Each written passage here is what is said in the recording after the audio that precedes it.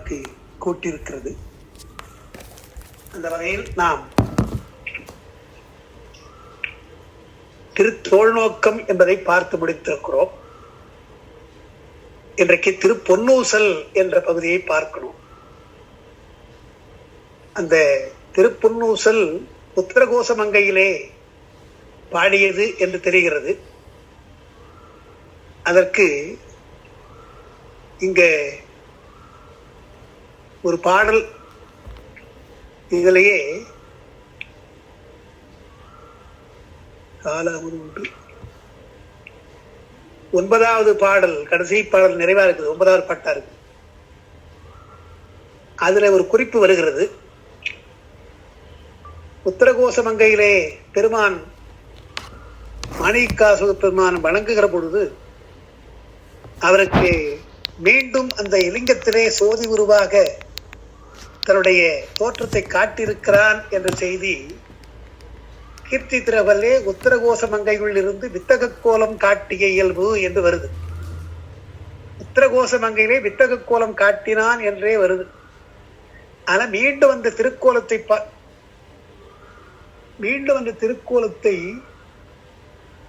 பார்க்க வேண்டும் என்ற அந்த எண்ணத்தினாலே அவர் வேண்டுகிறார். அதுபோல பெருமான் அவருக்கு அருள் புரிகிறான்னு பார்க்கிறோம். அதனால இந்த பொன்னூசல் பாடல்ல உத்தரகோசமங்கையில இந்த பகுதியிலையும் அவர் சிலவற்றை சொல்லுகிறார். இந்த கடைசி பாட்டு முக்கியமாக இருக்கிறது. அதை நாம் அங்க பார்க்கலாம்.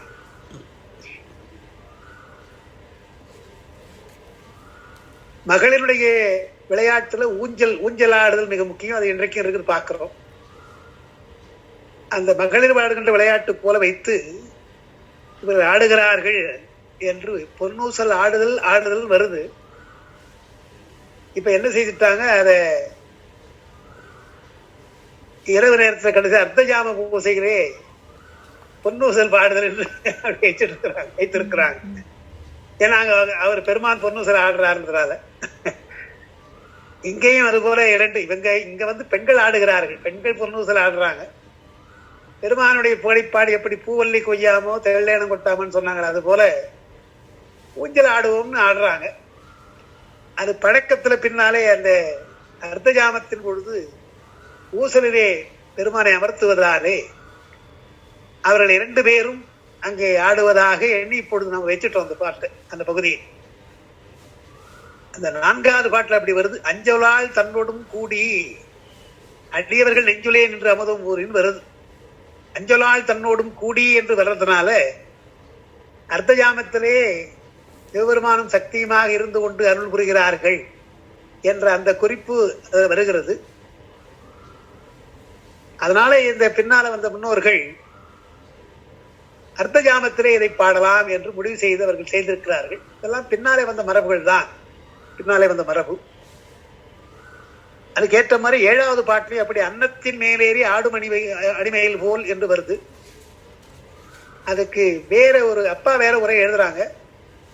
காசு பிள்ளையும் வேற ஒரு உரை இப்படி எழுதலாம், இப்படி சொல்லலாம்னு வருது. அதுவும் பெருமானும் பிராட்டியமாக இருப்பது என்று இப்படி சில பாடல்கள் அப்படி இருவருமாக இருந்து ஆளுகிறார்கள், அருள்கிறார்கள் என்பதனால அதை பொன்னூசலை வைத்து செய்வோம் என்று உமையம்மையும் பெருமானமாக அங்கே இருந்து கொண்டு அருள் புரிகிறார் என்று அர்த்தஜாமத்தில் நம்ம செய்கின்ற வழிபாடாக இருக்கிறது. இன்றைக்கும் அதை செய்கின்றோம். நாம உத்தரகோசமங்கை போற பொழுது பெரிய ஒரு அற்புதமான ஒரு நிகழ்ச்சி அந்த இடம் நமக்கு பெருமான அருள் புரிந்தது.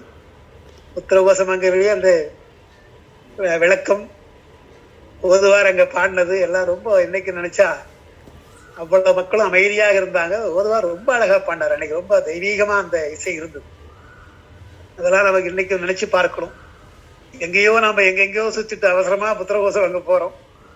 அங்கே பெருமான் நமக்கு அருள் புரிந்தார். வாவா என்று அருள் புரிந்தாலும் பாட்டு தொடக்கத்திலே அப்படி வருது.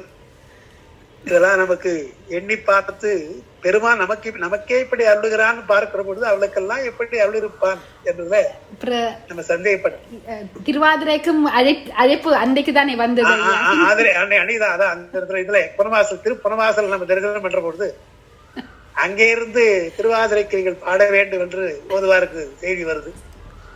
இதெல்லாம் பெருமானுடைய திருவருள் என்று நாம கொள்ளணும். அதாவது நம்மையும் பொருட்டாக நாய்சிவை ஏற்றி வைத்தான்னு சொல்ற மாதிரி நம்மையும் பெருமான் பொருட்டாக கொள்ளுகிறான் என்ற பொழுதுதான் நமக்கு அந்த ஐயம் வரக்கூடாது. நமக்கு பெருமான் எடுத்தவர் நம்ம கூட இப்போதோ அஞ்சனாவுக்காக நம்ம மனசு நமக்கு அலையுது இல்லையா, நமக்கு அது உலகியல் காரணமா நம்ம அலை, அதெல்லாம் இல்லாமல் பெருமான் பார்த்து கொள்வான் என்ற அந்த உறுதி நமக்கு வரணும். அதுதான் இப்படிதான் காட்டுகிறான் பெருமான், நமக்கு காட்டுறான். அதான் சொல்ற, பெற்ற பொழுதும் பெறாத பொழுதும் சுந்தர் இறைவனுடைய அருள் நமக்கு வந்தாலும் சரி, மரக்கருணையாக நாம் கிடைத்தது வேண்டுவது கிடைக்கவில்லை என்றாலும் கூட பெற்ற பொழுதும் பெறாத பொழுதும் பேடினும் கடல் ஏத்துவார்கள் என்று அவர் பாடுறார். காரைக்கிழமையாரும் அடுத்த நாம் பாடுறாங்க இல்லையா, எமக்கு இறங்காரேனும் இல்லையா, அதாவது முதல்ல எமக்கு இறங்கவில்லையேன்னு கேட்கிறாரு. எப்பொழுதுதான் எஞ்ஞான்று தீர்ப்பது இடர்ன்ற இடர் களையாரேனும் எமக்கு இறங்காரேனும் படரும் நெறி பணியாரேனும் என்று பாடுறார். அதுதான் உண்மையான உண்மை தொண்டர்களுக்கு அழகு என்று நாம் பார்க்கிறோம். அதனால இதெல்லாம் நமக்கு நம்முடைய தல யாத்திரையிலேயே நம்ம பெருமானை எண்ணுகிற பொழுது அந்தந்த தலத்தில் அந்த பெருமானை காட்டுறா இல்லையா, அதை அந்த விஷயத்தை காட்டுறா இல்லையா, அதெல்லாம் எண்ணி பார்க்கிறோம். அதனால இங்க ஊஞ்சலாக ஆடுகின்ற பெண்கள் ஆடுகிறார்கள். இது ஊசல் வரின்னு சொல்லுவாங்க. ஊசல் வரியாக பழைய பாட்டெல்லாம் பழைய காலத்துல உண்டு, சிலப்பதிகாரத்துல கூட அப்படி உண்டு.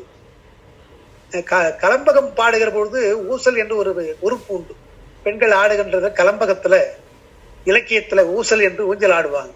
அது ஊசல் வரிப்பாட்டு என்று சொல்லுவாங்க. பழைய தமிழ்ல ஊசல், அதுதான் பின்னால ஊஞ்சல் என்று ஆயிற்று. ஊசல் தான் அது ஊஞ்சல் என்று ஆயிற்று. அதனால இன்றைக்கு அந்த இதனை பார்க்கலாம். 9 பாடல் தான் அது இருக்குது. அந்த இடையில ஏதோ சிரிந்திருக்கலாம் அல்லது அவரே அந்த அளவுக்கு நிறுத்தினார தெரியல. நமக்கு கிடைக்கின்ற பகுதி 9 பாட்டு தான். திருச்சிற்றம்பலம். சீரார் பவளங்கள் பவளங்கால் முத்தம் கயிறாக ஏறாரும் பொற்பலகை ஏறி இனிதமர்ந்து நாராயணன் அறியா நாள் மலர்த்தாள் நாய் அடியேற்கு ஊராக தந்தருளும் உத்தரகோச மங்கை ஆரா அமுதின் அருள்தாள் இணை பாடி போரார் வேர் கண்மடவி பொன்னூசல் ஆடாமோ அப்படின்னு இந்த பெண்களை சொல்றார். பெண்கள் தமக்குள்ளே பேசுறாங்க. போரார் வேல் கண், போர் என்றால் போர் புரிகின்ற தொல்லை செய்கின்ற ஆடவர்களை எல்லாம் தொல்லை செய்கின்ற வேல் போன்ற கண், அத கண்கள் தானே சொல்றது. அதான் போரார் வேல், வேல் போன்ற கண், கூர்மையான கண். கூர்வேல் வெடி மங்கையர் அருணகிரியார் பாடுற பொழுது கூர்வேல் வெடி மங்கையர் கொங்கையிலே வீழ்வேன் என்று அந்த இன்பத்தை எண்ணுகிறேனே என்று அவர் சொல்றார். அதனால போரார் வேர் கண்மடவீர், மடவீர்னா இளமையான பெண்களேன்னு அர்த்தம். அந்த கூப்பிடுறார், வெளிக்கிறது. ஆடவர்களை எல்லாம் தொல்லை செய்கின்ற வேல் போன்ற கண்ணை உடையவர்களே பொன் ஊசல் ஆடலாம். எப்படி ஆடலாம்ன்றதுக்கு அந்த ஊஞ்சலை வர்ணிக்கிறார். சீரார் பவளம் கால், பவளங்கள் தான் கால், பவளத்தினாலே கால், அது வலிமையா இருக்கும். அதனால பவளத்தினாலே கால். முத்தம் கயிறாக, வெண்முத்தம் கயிறாக, முத்துக்கள் தான் கயிறுன்றார். முத்து வடம். அதை என்ன செய்வாங்க, கயிறோ சங்கிலியோ போட்டுட்டு முத்து மாலையை சுத்துவாங்க மேல, அப்படி பார்த்த வெளியில் இருக்கும். முத்தினாலேயே கயிறு அல்ல, கயிறோ சங்கிலியோ இருக்கும். அதை அழகுபடுத்துவதற்காக, இப்பொழுது குத்துவிளக்கு ஏற்றுற பொழுது அதுக்கு பூ சுத்துறோம் இல்லையா, அதே போல அழகுபடுத்துவதற்காக அந்த ஊஞ்சல் கயிற்றை முத்து மாலைகளாலே அலங்கரித்தது. சீரார் பவளம் கால் முத்தம் கயிறாக ஏறாரும் பொற்பலகையினர். ஊஞ்சல் பலகை பொன்னால் ஆனதுன்னு சொல்ற. பொண்ணுன்னா அழகுன்னு வைத்துக் கொள்ளலாம், அழகான பலகை. ஏறாரும் பொற்பலகை ஏறி இனிதமர்ந்து என்ற. ஏன்னா பெருமானை பாட போறோம். பெருமானை பாடுகின்ற பொழுது நாம் இருக்கின்ற ஆசனம் ஒரு உயர்ந்த ஆசனமா இருக்கணும் என்று அந்த ஊஞ்சல் சாதாரண ஊஞ்சலா, விளையாட்டு ஊஞ்சலா இருக்கக்கூடாது. ஏன்னா பாடி பரவுற போது அது ஒரு வழிபாடு தானே, தோத்திரம் தானே. எனவே பாடிதான் நம்ம விளையாடுறோம், இருந்தாலும் அது பரவுதல் தானே பெருமானை. எனவே அது சாதாரண ஊஞ்சலா இருக்கக்கூடாது என்று சீரார் பவளம் கால் முத்தம், அதுதான் முத்துக்கள் தான் கயிறா இருக்கணும், பொன் பலகையா இருக்கணும் என்று ஏறி அதன் மேல் ஏறி இனிது அமர்ந்து நாராயணன் அறியா நான் மலர்த்தாள். பெருமான் அறிய நாராயணனாக இருக்கின்ற பெருமான் திருமால் அந்த அறியாத நான் மலர்த்தாள் என்றார். நாரணன் நாராயணன் என்ற சொல்லெல்லாம் பொதுவாக பெருமானையே குறிக்கும், பொதுவாக பெருமானை குறிக்கும். ஆனால் பின்னால திருமால் வழிபாட்டுல அந்த பெயரை எடுத்துட்டாங்க. நாராயணன் என்ற பெயரும் நாராயணன் என்ற பெயரும் மாபாஷ்யத்தில் அது வரும். நாராயணன் என்பதற்கு என்ன அர்த்தம் என்று சொன்னால், நாரம் என்றால் தண்ணீர் அர்த்தம். தண்ணீர் சூழ்ந்திருக்கிற கடல்ல தான் அவன் இருக்கிறான். பார்க்கடல படுத்திருப்பதாலே தண்ணீரிலே சூழ்ந்திருக்கின்றவன் என்று நாராயணன் என்று அவனுக்கு பெயர் என்று. அந்த ராமாயணம் என்று வந்தால் ராமனை சுற்றி வருகின்ற, அயனம் என்றால் வழியின் அர்த்தம். அயனம்னா வழி. ராமன் செல்லுகின்ற அந்த வழியெல்லாம் சொல்லுகின்ற கதை அல்லவா அது, ராமனை பற்றிய வரலாறு அல்லவா. எனவே அது ராமாயணம். அதுபோல நாராயணன் என்று சொன்னால், நாரம் என்றால் தண்ணீர். தண்ணீர் என்று பார்க்கடலில் எப்பொழுதும் படுத்துக் கொண்டிருக்கின்ற நாராயணன் என்று. தண்ணீருக்கு எப்படி நிலத்திற்கு பிரம்மன் சொந்தக்காரன், பிருத்விக்கு சொந்தக்காரன் நிலம், அந்த அதிதேவதை பிரம்மன். தண்ணீருக்கு திருமால் தான் அங்க அதிதேவதையா சொல்றது. அதிதேவதையா இருப்பது அப்புக்கு திருமாலை சொல்றது. எனவே நாராயணன் என்ற பெயர் தண்ணீரையோடு சம்பந்தப்பட்டது என்று அவங்க அதுக்கு விளக்கம் கொடுக்குறாங்க. நாராயண என்ற பெயருக்கு அப்படி விளக்கம் கொடுக்குறாங்க. நாராயணன் அறியா நான் மலர்த்தாள் நான் அடியேற்கு ஊராக தந்தான். எது? உத்தரகோசமங்கை. உத்தரகோசமங்கையை ஊராக தந்தான். எனக்கு அங்கேயே ஊரில் அங்கு தங்கும்படியாக, அங்கே தங்கி அருள் புரியும்படியாக. அப்போ மாணிக்கவாசருடைய வரலாற்றை நீங்க பார்த்தீங்கன்னா, ஒவ்வொரு ஊரும் அவருக்காக சிறப்பா இருக்கு. திருப்பெருந்துறை என்றால் ஞானாசிரியனாக வந்தது. உத்தரகோசமங்கை என்று சொன்னால் அந்த வித்தக கோலத்தை காட்டியது. மதுரை என்றால் அங்கே குதிரையை ஓட்டிக்கொண்டு குதிரை சேவகனாக வந்தது. திருவாதூர் என்று சொன்னால் அங்கே பாடச்சிலம்பு காட்டியது.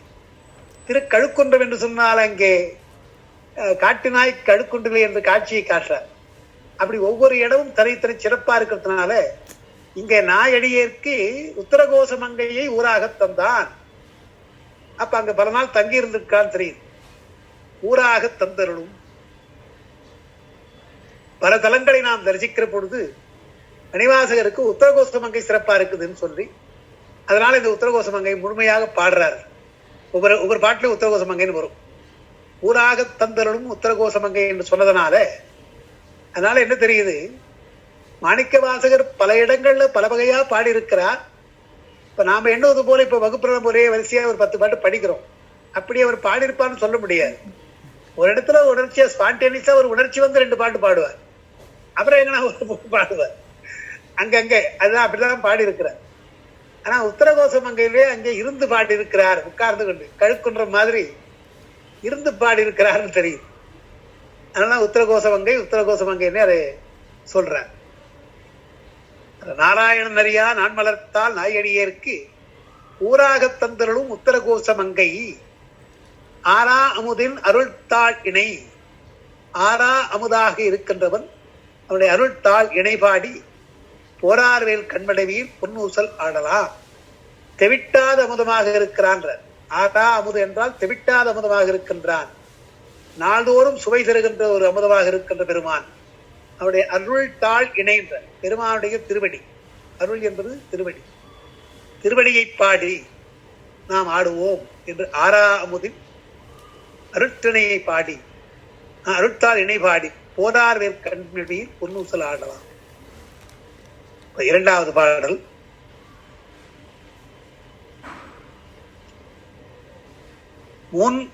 மூன்றங்கு இலங்கு நயனத்தன் மூவால வான்தங்கு தேவர்களும் காணா மலரடிகள் தேன் தங்கி தித்தித்த அமுதூரி தான் தெளிந்து அங்கு ஊன் தங்கி நின்றிருக்கும் உத்தரகோசமங்கை கோன் தங்கி இடைமருது பாடி குலமஞ்சை போன்று அங்கு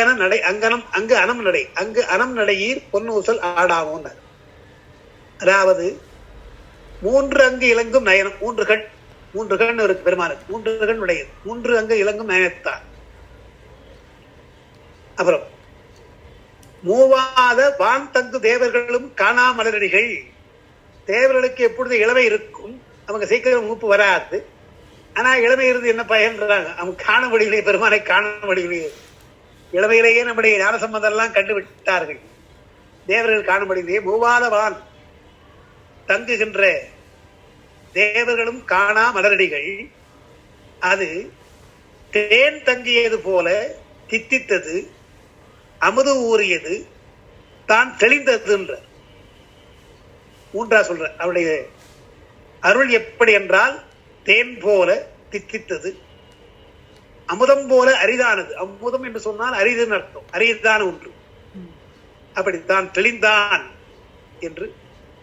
அவன் ஊன் தங்கி நின்றிருக்கும் உத்தரகோசமங்கை, உடலிலே பொருந்து இருக்கின்ற உயிர் உருகும்படியாக அர்த்தம். ஊன் தங்கி நின்று உருக்கும் என்பதால உடலிலே பொருந்து இருக்கின்ற உயிர் உருகும்படியாக உத்தரகோசமங்கை கோன், இந்த மங்கைக்கு தலைவன், கோன்னா தலைவன், அவன் தங்குகின்ற இடைமருது. அப்படிப்பட்ட உத்தரகோசமங்கை பெருமான் இடைமருதிலும் இருக்கிறான். இடைமருதை பாடுறார் இல்லையா, அந்த இடைமருதில் இருந்து படிமப்பாலம் வைத்த பரிசுன்ற அந்த இடைமருது சொல்றதுக்கு காரணம், அங்கே தன்னையே பூசித்து காட்டினான் பெருமான் என்பது அந்த இடைமருதில் வர்றது. எனவே அந்த இடைமருது பல இடங்கள் சொல்றார், தன்னை எப்படி பூசிக்க வேண்டும் என்று அவனே காட்டியிருக்கிறான். எப்படி போகமாக போகியாக வேகியாக இருக்கிறானோ அப்படி இருந்தா நமக்கு காட்டுகிறான். அதுபோல தன்னை எப்படி பூசிக்க வேண்டும் என்றும் காட்டியிருக்கிறான் என்று. காஞ்சிபுரத்திலே உமையம்மை பூசித்து காட்டினாங்க ஆகம முறைப்படி. இங்கே இப்படி இங்க திருவடி வருதுன்னா தான் பூசித்து காட்டினாரு, படிமப்பாலம் வைத்த பரிசு என்று அவர் சொல்றார். இந்த படிமம் என்றதுனாலே உருவம் என்ற அர்த்தம். படிமம்னா உருவம், சிலை, திருமீன். அப்படி கோன் தங்கு இடைமருது பாடி குலமஞ்சை போன்று, குலமஞ்சைனா மயில் அர்த்தம், குலமஞ்சை போன்று இருக்கிறீர்கள் போன்று அங்கு அனநடையீர். அனநடையீர்னா அன்னம், அன்ன நடையினர், அன்னம் போன்ற நடையினர். அனநடையீர், அன்ன நடையீர்னு அர்த்தம். அன்ன நடையீர் பொன் ஊசல் ஆடலாம். அந்த மஞ்சை என்பது பொதுவாக இளம் பெண்களுடைய சாயலை குறிப்பு, மொத்தமா அழகை குறிக்கும் பொழுது மஞ்சைன்றார். மஞ்சையினுடைய மயில் போன்ற சாயல். நடைக்கு சொல்ற பொழுது அன்ன நடை, அந்த 2 சொல்லுவாங்க. மயில் போன்ற சாயலுக்கு தான் குலமஞ்சை போன்று, அங்கு அனநடையீர், அன்னம் போல் நடக்கின்றீர்கள் என்று. அதான் அந்த நடை என்பதை நம்ம ஒழுக்கம் என்று வைத்துக் கொண்டு அன்னம் போல் நடப்பது. அது இல்லாமல் அன்னத்திற்குள்ள தூய்மை, தூய்மையானது அன்னம். அதனால அன்னத்தை சொல்ல அதிகம் அதிகம் ஆற்றல் உடையதா இருந்தாலும் அதிகம் பறக்காது என்று சொல்றோம். அதிகம் கூவாது, கத்தாது, பேசாது, வாய் திறந்து கத்தாது. இதெல்லாம் பெண்களுக்கு உள்ள இயல்புகள் இல்லையா. பெரிய ஆற்றல் இருந்தாலும் அடங்கி இருப்பார்கள், அதிகம் பேச மாட்டாங்கன்னா சொல்றோம் இல்லையா. அது போல அன்னம், அதுதான் அன்னத்துக்கு சொன்னாங்க அன்னநடையீர். குலவஞ்சை போன்று அங்கு அன்னநடையீர் பொன் ஊசல் ஆடாமோ என்று. பெருமானுடைய 3 நயனம், தேவர்கள் காணாத மலர், அவருடைய தேன் போல் சித்தித்து அமுதூறுகின்ற அவருடைய அருள், அதை தெளிந்து நாம் அவரை தெளியும்படியாக ஊன் தங்கி உருக்குகிறான். வேறு தெய்வங்களை பற்றி வணங்காமல் அவனையே தெளிய வேண்டும் என்று ஊன் தங்கி நின்று உருக்குகின்ற உத்தரகோசமங்கை அவனை இடைவருதல் இருந்து கொண்டு தன்னை பூசிக்கும்படியாக காட்டியிருக்கிறான் என்பதாலே அவனை பூசித்து நாம் பாடுவோம். குலமஞ்சை போன்று அங்கு அனநடையில் பொன்னூசல் ஆடலாம் என்றவர். அடுத்த பாடல், முன்னீரும் ஆதியும் இல்லான் முனிவர் குழாம் 11 கோடி இமையோர்கள் தாம் நிற்ப தண்ணீர் எனக்கருளி தன்கருளி வெள்ளத்து மண்ணூர மண்ணுமணி உத்தரகோசமங்கை மின்னேறு மாட இயல் மாளிகை பாடி பொன்னேறு புன்முலையில் பொன் ஊசல் ஆடலாமோ, ஊசல் ஆடலாம். இதுல தன் நீரு அருளினான் வருது பாருங்க, அது முக்கியமான தொடர். பெருமான் விபூதி சந்திருக்கிறான் என்று சொல்ற. தன் நீரு எனக்கு அருளினான் என்று தன்னுடைய திருநீற்றை அளித்தான். அப்ப பல இடங்களை பார்க்கிற பொழுது எனக்கு நிலந்தன் மேல் வந்தான், நீழ்கடல் காட்டினான், அந்தன கோலத்தோடு வந்தான், வா என்ற வான்கருணை வாப்பான் சொன்னது, ஈர்த்து என்னை ஆண்டு கொண்டது, இணையார் திருவடி வைத்தது, மன்ன ஒரு வார்த்தையில் படித்தரா என்று ஒரு வாசகம் சொன்னது. இதெல்லாம் மொத்தமா நீங்க அங்கங்க பார்த்தீங்கன்னா திருப்பெருந்துறை என்னெல்லாம் நடந்ததுன்னு தெரியும். அதனால அதை கூப்பிட்டு திருநீர் தந்திருக்கிறான், தன் நீர்ன்ற. அதனாலதான் அந்த நீற்றை பற்றி அங்க சொல்றார். சிவன் திரள் தோல்மேல் நீரு கண்டது என்றையாயினும் நெக்கிரிகளை என்றார். பெருமான் திருநீர் கொடுத்தது மட்டுமல்ல, அந்த திருநீட்டு கோலத்தோடு காட்டினானே ஒன்று, அதை பார்த்து கூட நெக்கு உருகவில்லையா என்று பாடுறார். அதனால தன் நீர் அளித்தான் என்பது மிக முக்கியமான ஒரு தொடர். இதெல்லாம் மற்ற திருமுறைகள் இல்லாத ஒன்று. ஒரு குறிப்பு, அதுதான் நான் உங்களுக்கு சொல்லியிருக்கேன். அப்பர் பெருமானுடைய பாட்டுல அந்த பொன்னார் திருவடிக்கு ஒன்று உண்டு விண்ணப்பன்றதுல மின்னாறு சூலம் பொறி இடவம் பொறின்னு சொன்னதோடு திருவடி நீர் என்னை பூசுன்ற. அது நீர் என்றாலே திருவருள் தான். நீர் என்ற சின்னம் இருக்கிறதே, அது பெருமானுடைய திருவருள். திருவடியும் திருவருள் தான். திருவடி என்றாலும் திருவருள் தான். எனவே என்ன சொல்றார், திருவடி நீர் என்னை பூசுன்னு அழகா பாடுறார் அப்பர் பெருமான். திருநீர் எனக்கு பூச வேண்டும் தான் அர்த்தம் அது. அப்ப இன்னொன்னு திருவடியின் மேல் வெயின் ஒரு அர்த்தம். ரெண்டா திருவடியே துகழ்ந்தா இருக்குதே, அது ஒரு நீர்ப்பா எனக்கு. பொதுவாக நீர் பூசிக்கொண்டிருக்கிற நீர், சுடல நீர் இருக்கட்டும், உன்னுடைய திருவடி நீர் இருக்கு இல்லையா, அது பெருசல்லவா எனக்கு என்று திருவடி நீர் பூசு சொன்னா, திருவடியையே தலைமையில் வை, நீர் எனக்கு பூசு என்றும் வைத்துக் கொள்ளலாம். அந்த பாட்டபடி அழகா அவர் பாடுறார் அப்பர் பெருமான். அதனால நீர் எனக்கு பூசு, திருவடி நீர் என்று சொல்லி அங்க பாடுவது போல இங்கே மாணிக்க வாசகர் நீர் அடித்தானே பாட்டார், நீர் கொடுத்தானே பாட்டார். தன் நீர் எனக்கு அருளினான். யார்? முன் ஈரும் ஆதியும் இல்லான். முன் என்பது முன்னேன்னு ஒரு அர்த்தம். தமிழ்ல முன்னுதல் என்றால் நினைத்தல் ஒரு அர்த்தம் இருக்கு, எண்ணுதல். அவன் அந்தமாக எப்படி இருந்தான், ஆதியாக எப்படி இருந்தான் என்று தெரியாது நமக்கு. ஆதியும் அந்தமும் முன் இல்லான் என்று பார்க்கும். முன் இல்லான் தான் நினைக்க முடியாதவன், நினைத்து பார்க்க முடியாத ஆதியும் அந்தமும் என்று வைத்துக்கணும். முன் ஈர் நினைக்கப்படுது, முன்னுதல் நினைக்கிறது. நினைக்கப்படுகின்றபடி அவனுக்கு ஆதி அந்தம் நம்மால எண்ண முடியாது, அப்படிப்பட்டவன்.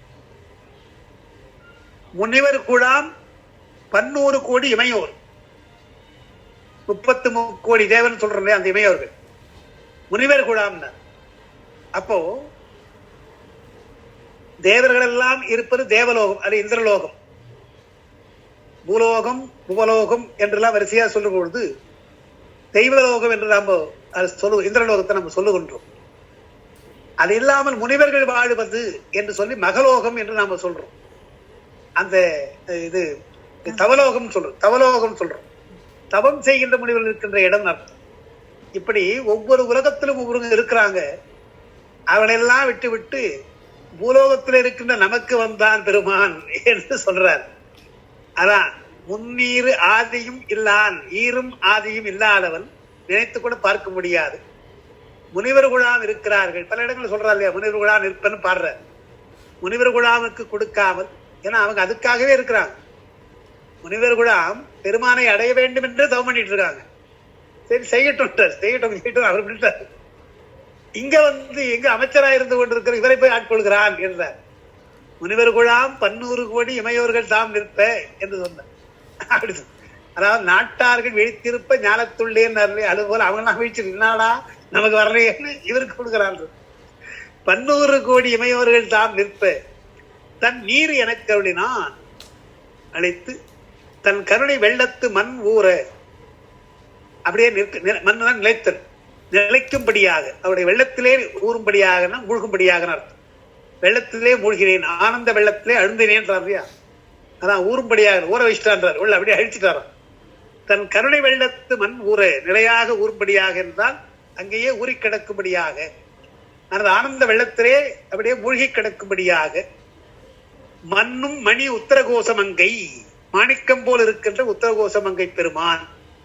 மின்னேறு வாடவியல் மாளிகை, அந்த ஊர்ல மின்னல்னா உயர்ந்த மாளிகை இருக்கிறதா, மின்னல் எல்லாம் மின்னுகின்ற மேகங்கள் எல்லாம் மின்னெல்லாம் அங்க மேகம் வைத்துக்கணும், மேகங்கள் எல்லாம் வந்து தங்குகின்ற அப்படிப்பட்ட மாளிகை. மின் ஏறு மாட வியன் மாளிகை. வியன் என்பதற்கு அகன்ற அர்த்தம். அகன்ற மாளிகை, மாட மாளிகை. அப்படிப்பட்ட அந்த செல்வத்தை எல்லாம் பாடி உத்தரகோச மங்கையிலே இப்படி பெருவானை வணங்குவதாலே செல்வ நிலையிலே இருக்கிறார்கள். எப்படி சிதம்பரத்தில் இருக்கிறார்கள் அதுபோல இங்கே மின்னேறு மாட வியல் மாளிகை பாடி பொன்னேறு பொன்முலையீர் பொன்னுசல் ஆடலாம் என்று அதுல அப்பாவுடைய குறிப்பது மாளிகை என்று சொல்வது கோயிலைன்னு கொள்ளணுன்றான். ஊர்ல மாளிகை எல்லாம் இருக்குது.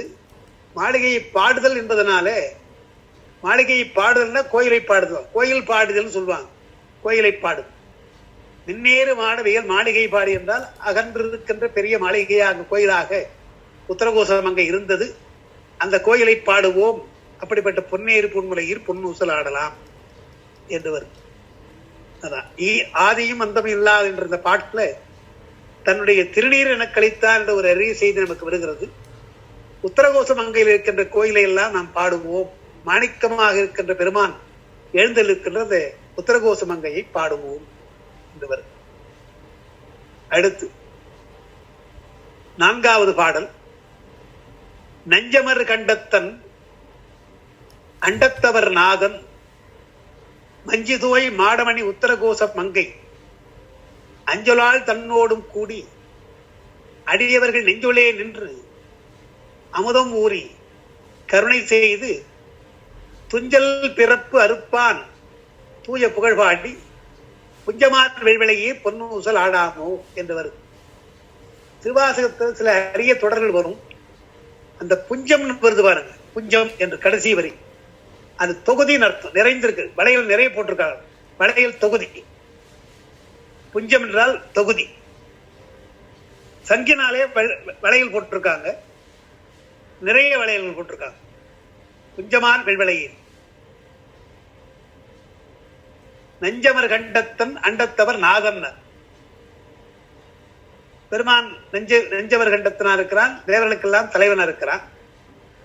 மஞ்சுதோய் மாடமணி உத்தரகோச மங்கையிலே அஞ்சொலால் தன்னோடும் கூடினர் வருது.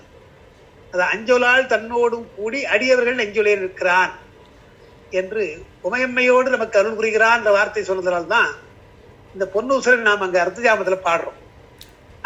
அஞ்சொலாள் சொல்னா அழகிய சொல் அர்த்தம். அழகிய சொல், அழகிய சொல்லை உடையவள், இனிமையான சொல்லை உடையவள் அஞ்சொலாள்.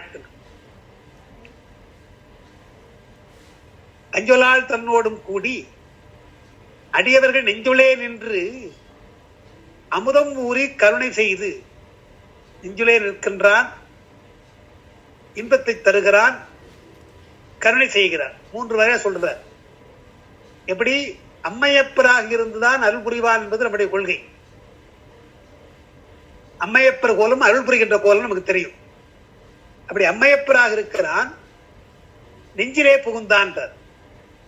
உமையம்மையோடு சேர்ந்து நெஞ்சிலே புகுந்தான். தானும் தன் தையலாலும் பாடுறார் இல்லையா, அதுபோல நெஞ்சுலே நின்றான். சிவானந்தத்தை அமுதம் ஊற சிவானந்தத்தை தருகிறான். அடுத்த கருணை என்ன செய்கிறான்? துஞ்சல் பிறப்பு அறுப்பான். துஞ்சல் என்றால் இறப்பு, இறப்பு பிறப்பு இரண்டையும் மறுக்கின்றான். அப்படிப்பட்ட தூய புகழ்பாடி புஞ்சமான வெள்விளையீர் சங்கு வளையல்களை நிறைய அணிந்து கொண்டிருக்கின்ற பெண்களே பொன்னூசல் ஆடலாம் என்று அஞ்சொலால் தன்னோடும் கூடி அடியவர்கள் நெஞ்சுளே நின்று அமுதம் ஊறி கருணை செய்து துஞ்சல் பிறப்பறுப்பான். எவ்வளவு தூரத்துக்கு அவன் அடியவர்களிடத்திலே ஈடுபடுகிறான் என்றால் நெஞ்சுக்குள்ளே புகுகின்றான். அதாவது என் நெஞ்சுள்ளே புக்கு நின்றாரையும் பொய்யன்பனுன்றார் அப்பர் பெருமான். உள்ளத்திலே உள்ளே புகுந்தானே அவனை போய் பொய்யின் நான் சொல்லுவனா என்று சொல்ற. அதுபோல நெஞ்சத்திலே இருந்து கொண்டே அவன் அறிவிக்கிறான், நமக்கு அறிவிக்கிறான் ஒன்றொன்றையும். அப்ப நெஞ்சுலே நின்றான். அவன் நெஞ்சுலே நின்றதுனாலே சிவானந்தம் மேலிடுகிறது. சிவானந்தத்திலே இருப்பதால் நமக்கு பிறப்பு இறப்பு இல்லை, அப்படி கருணை செய்கிறான் என்று அப்படிப்பட்டவனுடைய தூய புகழ் பாடி புஞ்சமான வெள்வெளியில் பொன்னூசல் ஆடலாம்ன்றாரு. புகழ் என்று சொல்லாமல் தூய புகழ்னு சொல்ற. தூய புகழ் என்று சொல்வதற்கு என்ன காலம் என்றால் அவனுக்கு புகழ் இல்லை. அவனுக்கு சிறப்பிருந்தாலும் கூட புகழுக்காக அதெல்லாம் செய்யலாமே, உயிர்களுக்காக செய்கிறான். எந்த நோக்கம் தான் புகழை கூட விரும்பாமல் இவற்றையெல்லாம் செய்கிறான் என்பது ஒன்று. அப்புறம் எதை செய்தால் அவனுக்கு பொருந்தும், அவனுக்கு இந்த புகழ் சொன்னீங்கன்னா அவனுக்கு பொருந்தும். எனவே தூய புகழ். மற்றவர்களால் சொல்றதெல்லாம் உண்மையான புகழ் அல்ல, இறைவனுக்கு சொல்கின்ற புகழ் உண்மையான புகழ். தூய புகழ் பாடி என்கிறார். என்றால் பிறப்பிருக்கின்ற அந்த செயலை வேறு யாரும் செய்ய முடியாது. பிறப்பிருக்கின்ற தொழிலை யாரும் செய்ய முடியாததுனால அது தூய புகழ் என்று சொல்ற. துஞ்சல் பிறப்பிருப்பான் தூய புகழ் பாடி குஞ்சமான விளையீர் பொண்ணு ஊசலாடலாம். அடுத்து ஆணோ அலையோ அறிவையோ என்று இருவர் காணாக்கடவுள் கருணையினால் தேவர்குழாம் நாணாமே உய்ய ஆட்கொண்டருளி நஞ்சுதனை ஊனாக உண்டருளும் உத்தரகோச மங்கை கோணார் பிறைச்சென்னி கூத்தன் குணம் பரவி பூணார் வனமுறையில் பொன்னூசல் ஆடலாம். பெருமான் யார்? ஆனா அலியா பெண்ணான்ற எதுவும் இல்லை. இருவர் காணாதவர்கள், திருமாலும் பிரம்மனும் காணாத கடவுள். கருணையினால் தேவர்குழாத்துக்கு என்ன செய்தான்? உய்ய ஆட்கொண்டருளி ஊனாக உண்டான், நஞ்சுதனை ஊனாக உண்டான். தேவர்களுக்கு வெக்கமே இல்லைன்றார், நானாமே. அதாவது திருப்பார்கடலை கடைய போற பொழுது, ஐயா இது மாதிரி திருப்பார்கடலை கடைய போறோம், எங்களுக்கு அமுதம் வேண்டும் என்று பெருமானத்துல தெரிவிச்சுட்டு போனாங்களான்னா போகல, தெரியாமே போயிட்டாங்க, தெரியாதுன்னு போயிட்டாங்க. இப்ப நஞ்சு வந்தவொடனே வெக்கம் இல்லாம திரும்பி வரா இல்லையா? நம்ம சொல்றோம் இல்லையா, எப்பா இப்பதான் அவனுக்கு வழி தெரியுதா, வெக்கம் எல்லாம் வரையன்னு சொல்றோம் இல்லையா? அந்த மாதிரி பெருமானதை பெருசா எடுத்துக்கல. மாணிக்கவாசகர் சொல்ற தேவர்குழாம் நாணாமேன்னு வெக்கமே இல்லையான்ற. உய்ய ஆட்கொண்டருளினான், பெருமான் ஆட்கொண்டான் அல்லவா? எப்படி நஞ்சுதனை ஊனாக உண்டருளி ஆட்கொண்டான், அப்படி தேவர்களுக்கு அருள் புரிந்தான். அப்படிப்பட்ட நம்மையும் ஆட்கொண்டான் அல்லவா? உத்தரகோச மங்கைக்கு கோணார் பிறைச்சென்னி, கோணார் கோன் என்றால் வளைந்து அர்த்தம், வளைந்திருக்கிற அர்த்தம். வளைந்திருக்கின்ற பிறை அது இளம் பிறை. கோணார் பிறைச்சென்னி கூத்தன் குணம் பரவி, அவருடைய அருட்குணங்களை எல்லாம். நஞ்சு உண்டது என்பது அவருடைய அருட்குணங்களை உண்டல்லவா? பேரருள் உடைமை அத சொன்ன. ஆணோ அலையோ அறிவையோ அது தெரியாது, அவன் யார் என்று தெரியாது. இருவர் காணாதவன் என்றதுனாலே அவருடைய அரியத்தன்மை, அவன் விஸ்வரூபமாக இருக்கின்ற பெருமான், அவன் விஸ்வத்திற்கு அதிகமாக விஸ்வாதிகனாக இருக்கிறான். அப்போ அவருடைய ஆற்றல், பேராற்றல் தெரிகிறது, பெருங்கருணையும் தெரிகிறது, பேராற்றல் தெரிகிறது. நஞ்சு உண்டதாலே அவருடைய பெருங்கருணை திறம், அது பேரருள் உடைமை. இருவர் காணாதவன் என்பதாலே, இருவர் காணாதவன் என்பதனாலே அவருடைய ஆற்றல் தெரியுது. இருந்தாலும் அந்த இருவர் அயன் திருமால் தானே, அயன் திருமாலாக இருப்பதாலே வாக்கினாலே அறியப்பட முடியாதவன், வாக்கை கடந்தவனாக இருக்கிறான் என்று. திருமால் மால் என்றால் மாயை, மாயை கடந்தவன் என்று. பிரம்மன் வாக்கை கடந்தவன், சுத்த மாயை எது, மால் என்பது அசுத்த மாயை என்று வைத்துவிட்டு அசுத்தமாயை சுத்தமாயை கடந்திருக்கிறான் என்ற அந்த உட்குறிப்பு தான் அது. அப்படி காணாத கடவுள் என்று நாம சொல்லலாம். பாம்பன் சுவாமிகள் பற்றி இப்போ கொஞ்சம் என்ன பேச சொல்றாங்க, சிலதெல்லாம் புத்தகம் கொடுத்துருக்குறாங்க. நான் ரொம்ப அதிகம் படிச்சதில்லை அதை, ஏன்னா அவர் தனியா முருகனை பற்றி, ஆனால் சிவபரம் தான், சிவனை தான் ரொம்ப சொல்றார். அவருடைய உள்நோக்க அந்த உபநிடதங்கள் எல்லாம் பொதுவாக ஒரு கருத்து உண்டு. உபநிடதங்கள் எல்லாமே தமிழர்கள் செய்தது ஒரு கருத்து உண்டு. 108 உபநிடதங்களை செய்தார்கள். ஏன் செய்தார்கள் என்றால், வேதத்தை அவங்களை ஏதோ பாடினாங்க, ரிக்கேதர் பாடினாங்க இல்லையா, அதெல்லாம் விட அதெல்லாம் வெறும் உங்களுக்கு தோத்திரங்களாகவும், தோத்திரங்கள் கூட இல்லை, வேள்விக்காகவும் தான். நாம தான் தோத்திரன்றோம், வேள்விக்காக உரியதாக பலதெல்லாம் இருக்கீங்க. கடவுளை அறிகின்ற ஞானம் உங்களுக்கு வேண்டும் என்பதற்காகத்தான் அந்த அந்தணர்களுக்கு போதிப்பதற்காக ஞான காண்டத்தை செய்தார்கள், தமிழர்கள் செய்தாங்க. அதனால்தான் இங்க இருக்கிற சைவ சித்தாந்த கருத்துக்கள்லாம் அங்க இருக்கும், உபநிடதங்கள்ல பல இடம் இருக்கும். அதனால பாம்பன் சுவாமிகள் என்ன செய்யறார், உபநிடதங்களை எல்லாம் எடுத்து ஆராய்ந்து சைவ சித்தாந்த பரமாக உரை எழுதுறாரு. ரொம்ப நல்லா இருக்கு பார்த்தீங்கன்னா பல இடங்கள்லாம். அது இப்ப சில கொஞ்சம் படிச்சுட்டு வராங்க, ஏன்னா அவங்க இப்ப வகுப்பு சொன்னாங்க. ஆனா ஒரு செய்தி அவர் சொல்றார், அது சிலவற்றை புதுசா சொல்லுவார். கடவுள் என்ற சொல் இருக்கு இல்லையா, கடவுள் என்ற சொல்லுக்கு என்ன அர்த்தம் என்று அவர் எழுதுற பொழுது நாம சொல்லுவோம், எல்லாவற்றையும் கடந்து உள்ளே இருக்கிறான் என்று நாம சொல்லுவோம். எல்லாவற்றையும் கடந்து என்றால் என்ன என்றால், சுருக்கமா சொன்னா பிரகிருதியமாயிர இருக்கின்ற குணத்தை கடந்தவன், 3 குணத்தை கடந்தவன், அசுத்தமாயிர காலத்தை கடந்தவன், சுத்தமாயிர வாக்கை கடந்தவன் என்று இப்படி நம்ம சொல்லி இதெல்லாம் கடந்தவன் என்ற அர்த்தம். என்ன கலந்திருக்கிறான் என்று சொல்லிட்டு, அப்புறம் இன்னொன்று கடவுதல் என்றால் இயக்குதல் அர்த்தம். அதனால கடவுள், இயவுள், இறைவன் 3 சொல்றோம். கடவுள் என்பது பொது சொல்ல வைத்துக் கொண்டு எல்லாவற்றிலே கலந்திருப்பதாலே அவன் இறைவன், இயக்குவதாலே இயவுள் என்று கடவுள் சொல் பொது சொல்ல வச்சுட்டோம். அதுல கடந்திருப்பதும் இருக்குது, கடவுதல் என்ற இயக்கம் அதில் இருக்குது. கடவுதல் என்றால் இயக்குதல், அதுவும் இருக்குது. அப்புறம் உள் என்பதனாலே எல்லாவற்றையும் கலந்திருக்கிறான்.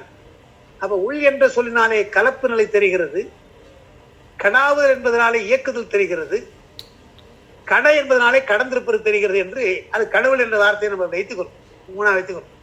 இப்படி எல்லாம் விளக்கம் கொடுத்துருக்கிறோம். பாம்பன் சுவாமி என்ன செய்யறாங்க, நீங்க இந்த மாயெல்லாம் கடந்துன்னு சொல்லாதீங்க, அது பெருமை கிடையாது பெருமானுக்கு, அதெல்லாம் கடந்தவன் தானே, அதெல்லாம் கடந்தவன் தானே. குணத்தை கடந்திருக்கிறான், காலத்தை கடந்திருக்கான், தெரிஞ்ச விஷயம். அதெல்லாம் கடவுள் என்ற சொல்லுக்கு ஒரே பொருள் தான் சொல்லணும். கடாவுதல், உள்ளிருந்து இயக்குகிறான், அது மட்டும் சொல்லுங்க. அவன் தான், அதான் முக்கியம். எப்படி இருந்தாலும் அந்த சடப்பொருளை எல்லாம் இயக்குகிறான், சித்துப்புறா இருக்கிற ஆன்மாக்களை இயக்குகிறான். அதுல எல்லாம் அடங்கி போச்சு. இயக்குதல் என்கிற பொழுதே அவன் தொடர்பு நமக்கு வந்துடுச்சு. பெருமானோடு தொடர்பு நமக்கு, ஆன்மாக்களுக்கு தொடர்பு உண்டு. இயக்குகிறான் என்றாலே நமக்கெல்லாம் இயக்குனராக இருக்கிறார் அவர் என்று கடவுள் என்பதை கடாவுதல் என்று சொல்ல வைத்து இயக்குகிறான் என்று சொல்லுங்க. உள்ளிருந்து இயக்குகிறான், இல்லை எல்லாவற்றையும் இயக்குகிறான் சொல்லுங்க. அதான் சிறந்த பொருள் அப்படின்னு எழுதுற. மற்றதெல்லாம் அவனுக்கு சிறப்பு கிடையாது. மாயை கடந்திருக்கிறான், குணத்தை கடந்திருக்கிறான் சொல்றதுலாம் அவனுக்கு சிறப்பு இல்லைன்னு அவர் எழுதுறார். அது ஒரு நல்ல செய்தி. பெருமானை பற்றி சொல்ற பொழுது இப்படி நமக்குள்ள நமக்கு தெரிஞ்ச மாயை, நமக்குள்ள குணம், இதெல்லாம் கடந்துக்கலாம், அதெல்லாம் கடக்காம இருப்பான். நாம தான் அதெல்லாம் கடக்கணும், குணத்தை கடக்கணும், காலத்தை கடக்கணும் நமக்கு சொல்றோம். நமக்கு சொல்ற விஷயத்தை அவனுக்கு சொல்லக்கூடாது அல்லவா என்று அப்படி சொல்லாதீங்க என்று இலக்கணத்தை சொல்ற ஒரு அடிப்படை. அது போல காணா கடவுள், அந்த கடவுளுக்காக சொன்ன இருவர் காணா கடவுள் என்றால் வாக்கு மாயை இவையெல்லாம் கடந்தவனாக இருக்கிறான் பெருமான். அவர்கள் காண முடியாது, அறிய முடியாது. அப்படி கருணையினால் பொய்ய ஆட்கொண்டான், நஞ்சிதனை ஊனாக உண்ட உத்தரகோச மங்கை பெருமான். அவன் கோணார் பிறைச்சென்னை கூத்தன் குணம் பரவி பூனார் வலமுறையில் பொன்னூசல் ஆடலாம் என்று சொல்றேன். இதுல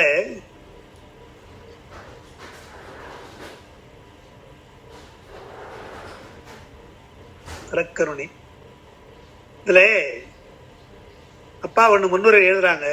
2 விஷயம், ஒண்ணு நான் அப்புறம் சொல்ல ஆரம்பிச்சுட்டேன். இதுல 9 பாடலா இருந்தாலும் பெருமானுடைய மரக்கருணையை சொல்லாமல் அறக்கருணையே சொல்லுகிறார் என்று வருது. இந்த பாடலாம் அறக்கருணை மட்டுமே அவர் சொல்றார். பொதுவாக மரக்கருணை நிறைய சொல்லுவார், இங்க அறக்கருணை மட்டுமே அவர் சொல்லுகிறார் என்றது உத்தரகோச மங்கை பாடலுக்கு ஒரு சிறப்பு, பொன்னூசல் பாட்டுக்கு ஒரு சிறப்பு. அதனால 5 பாட்டுல நம்ம சொல்றோம்.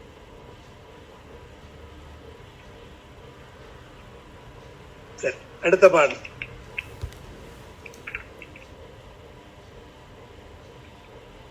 அந்த பொன்னூசலுக்கு அருட்சுத்தி என்று தலைப்பு கொடுத்திருக்காங்க பழையவர். அருட்சுத்தி என்ன, இதை முழுக்க முழுக்க அருளை பற்றி தான் வருது இல்லையா. எனவே அருளால் நம்முடைய ஆன்மா சுத்தி பெறுதல் என்று, அருளால் உண்டாகிய தூய்மை என்று மரக்கருணை சொல்லாம அறக்கருணையே சொல்லுகிறார் என்று இந்த பாடலுக்கு, இந்த பகுதிக்கு ஒரு சிறப்பு இருக்குதுன்றார் திரு பொன்னூசல். மற்றெல்லாம் மரக்கருணை அறக்கருணை சேர்த்து சொல்றார், இங்க அப்படி இல்லை. இப்ப திருவந்தியார்னா மரக்கருணையை சொல்லிட்டு மொத்த மரக்கருணை, அதை ஏதோ உபமன்யுவுக்கு பால் கொடுத்துட்டு மட்டும் அதை இதை விட்டுட்டு மற்றவர்களே எல்லாம் மறக்கிறோம் அவர் சொல்றாரு இல்லையா, பாக்குறோம் இல்லையா. அதுல தக்கன் வேள்வியில பிரம்மன் போய் உட்கார்ந்து கொண்ட பொழுது அங்க ஒரு அடி அடிக்கிறார் பிரம்மனை. கோதாளுக்கு மறுபடியும் தனியா ஒரு பாட்டு பிரம்மனை பாடுறாரு. ஏன்னா அது வேற ஒரு விஷயம், வேற ஒரு விஷயத்துக்காக சிரமம் இருக்கு.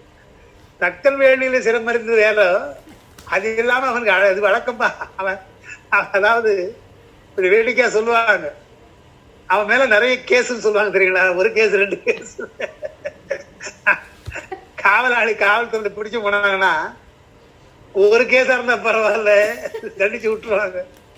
பல கேஸ், எந்த கேஸுக்கு தண்டிக்கிறது. அது போல பிரம்மனுக்கு எத்தனையோ கேஸ். அதுல ஒரு கேஸ் தக்கன் வெளியில் போய் உட்கார்ந்தது, அப்புறம் பெருமானோடு சமமாக சொன்னது எல்லாம், அப்புறம் திலோத்தமை பார்த்து மயங்கியது, எத்தனை சொல்லலாம் அவனுக்கு சொல்றது. அடிமடி தேடி வரும் பொய் சொன்னது என்றெல்லாம் பெருமாள் மய சொல்றாரு. பொய் சொல்றான். பிரணவத்துக்கு பிரணவத்துக்கு நான் தான் வருவோம்னு சொல்றான். இல்ல பிரணவத்துக்கு எத்தனை வகையான குற்றம், எல்லாம் குற்றம் இல்லவா என்று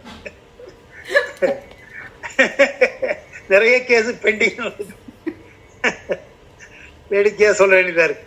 அதான் இருவர் காணா கடவுள் அப்படின்னார். கருணையினால் தேவர்குலாம் ஆட்கொண்டான் பெருமான் என்று நஞ்சு உண்டு ஆட்கொண்டான் என்று வருது. சரி, அறிவைன்னா பெண்ணுன்னு அர்த்தம். பாட்டுல ஆணோ அல்லையோ அறிவைன்னு வருது. 7 பருவம் பெண்களுக்கு பேதை பெதும்பை மங்கை மடந்தை அறிவை தெரிவை பேரிளம் பெண் என்று 7 பருவம் சொல்லுவாங்க. அந்த 7 பருவத்தை வைத்துதான் உலா இலக்கியம் வரும். உலா இலக்கியத்துல உலா வருகின்ற தலைவனை பார்த்து இந்த 7 பெண்கள் மயங்குவார்கள் என்று வரும். அந்த விருப்ப ஆசைப்படுகிறார்கள் வரும். அதனால அது அறிவை என்று சொன்னால் பெண்கள் தான். பெண்களுக்கெல்லாம் அறிவைன்னு பெயர். சரி,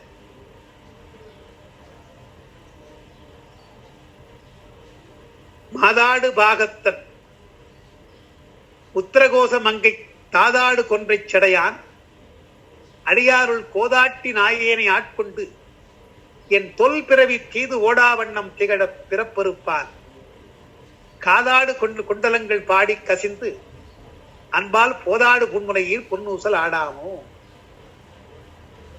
அதாவது மாதாடு ஆடுன்னு வருது பொதுவா, ஆனா பொருந்துதல் அர்த்தம். ஆடுதல் பொருந்துதல், அங்க பொருந்துது.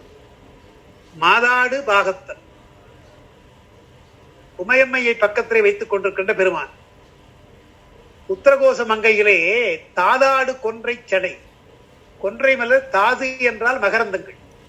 தாதுனா மகரந்தம். மகரந்தங்கள் எல்லாம் இருக்கின்ற பொருந்து இருக்கின்ற கொன்றை மலரை சூடி இருக்கின்ற சடையான் அடியாருள் கோது ஆட்டி. கோதாட்டுதல் என்று சொன்னால் குற்றங்களை நீக்கி குணம் கொண்டு கோதாட்டுதல் சொல்லுவாங்க. குற்றங்கள் நீங்கி குணம் கொண்டு கோதாட்டுதல் என்று.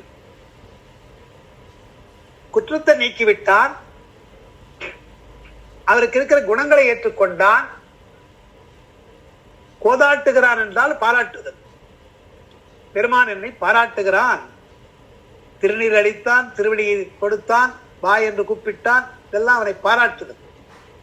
எனவே அடியாருள் கோதாட்டி என்றால் பல அடியார்கள் இருப்பது போல என்னையும் அதை சேர்த்துக் கொண்டான், என்னுடைய தகுதிக்காக சேர்த்துக் கொண்டான். அடியாருள் கோதாட்டி நாயேனை என்ற ஒன்றுக்கும் உதவாத இந்த நாயேனை ஆட்கொண்டு என் தொல் பிறவி தீது. அந்த தீது பிறவிக்கு தீது வினைதான். எனவே தீதாக இருக்கின்ற வினை. அது அப்பா என்ன எழுதுறாங்க, தொல் பிறவி தீது என்பதனால ஆகான்மிய வினைன்னு எழுதுறாங்க. ஏன்னா ஆகான்மிய வினை இருந்தால்தான் சஞ்சித்தம் வரும், அப்புறம் பிராரத்தம் வரும். எனவே இந்த அடியார் மாணிக்க வாசகர்களுக்கெல்லாம் தீட்சை செய்து விட்டதாலே தொல் பிறவினை போய்விட்டது. தொல்வினை கிடையாது, விடிஞ்சு போச்சு அவங்களுக்கெல்லாம்.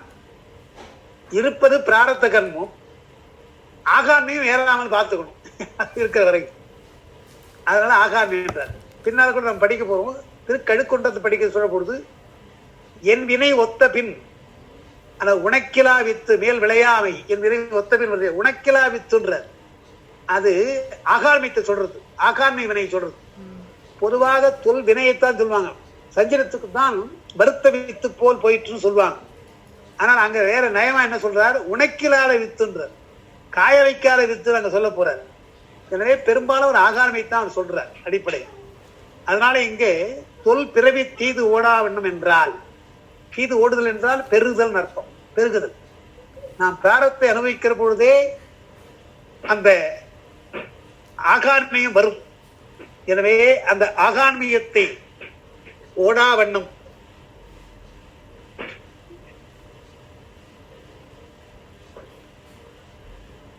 திகழ பிறப்பறுப்பான். அப்ப பிறவியை வருவதற்கு ஆகாமியம் துணையா இருக்கிறது. இது போன்ற அடியார்களை எல்லாம் ஆட்கொண்ட அடியார்களுக்கெல்லாம் ஆகாமியம் ஏறாமல் செய்தார். இதான் அடிப்படை.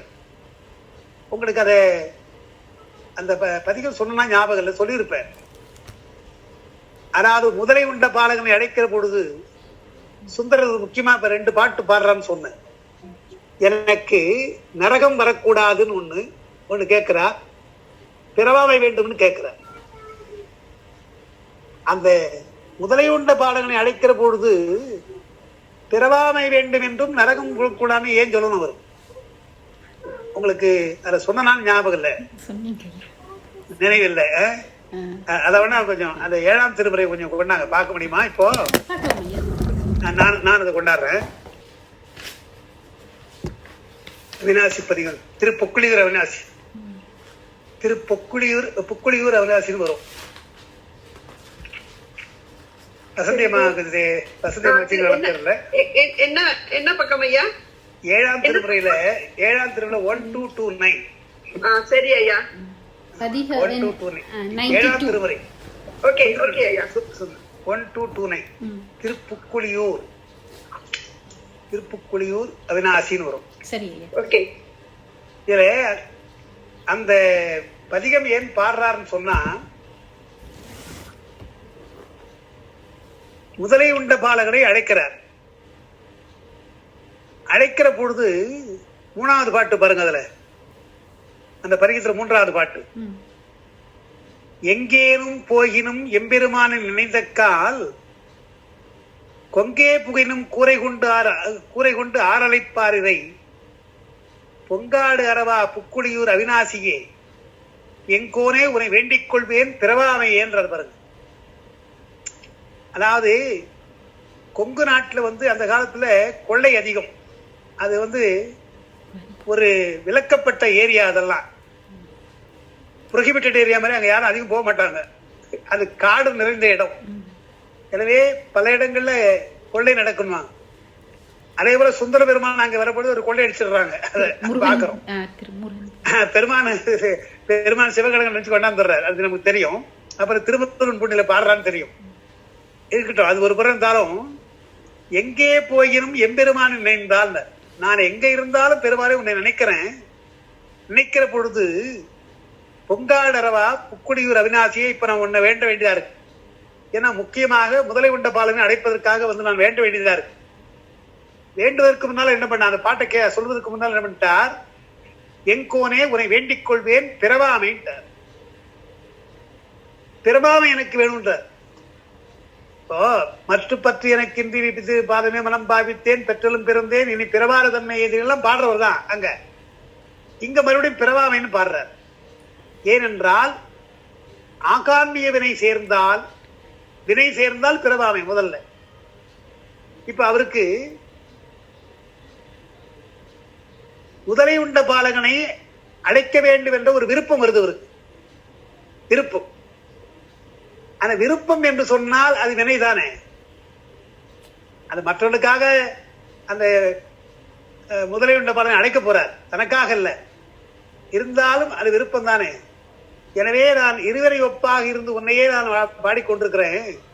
இப்ப நான் முதலை உண்ட பாலனை அடைப்பதற்காக பாட போறேன். ஏனென்றால் யமன் கொண்டது ஏற்கனவே காலன் கொண்டான். அந்த பழைய அந்த மகனுக்கு விதி முடிஞ்சு போச்சு, அதன்படி அவன் சென்றுட்டான். அதெல்லாம் சரி. இப்ப நான் என்ன கேட்க போறேன், அந்த விதியை மாற்ற சொல்ல போறேன். விதியை நீதான் மாற்றணும். இதனால காலனை உரைத்தவன். இப்ப காலன் அவனுடைய கடமை செய்து அழிச்சு போயிட்டான். ஆனால் நீங்கள் விரும்பினால் என்ன செய்யலாம்னா இறந்த உயிரை மீண்டும் பிறப்பிக்கலாம்.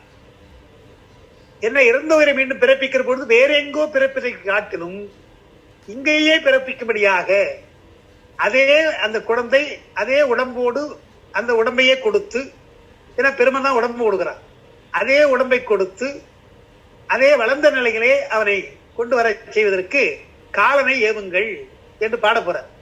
இவ்வளவு விருப்பத்தோடு இந்த பதிகத்தை பாடுறதுனால விருப்பம் என்பது ஒருவேளை நீங்க என்னை அந்த வேண்டுகோளை ஏற்றுக்கொள்ளவில்லை என்றால் நான் செய்த என்னுடைய விருப்பம் வினையா போயிடும். வினையா போய்விட்டால் எனக்கு மீண்டும் பிறப்பு உண்டு. பிறவாமை தான் எனக்கு வேண்டும். முதல்ல அதை கேட்டார். முதல்ல பிரிகாஷன்ஸா என்ன பண்ணிட்டார், எனக்கு வினை வளரக்கூடாது, வினை வளர்ந்தால் பிறவாமை எனக்கு வந்துடும் என்று ஒன்று அங்க சொன்னார். அடுத்து அது 3வது பாட்டுல, அதுக்கு அடுத்து என்ன சொல்றார் 7வது பாட்டுல. 7வது பாட்டுல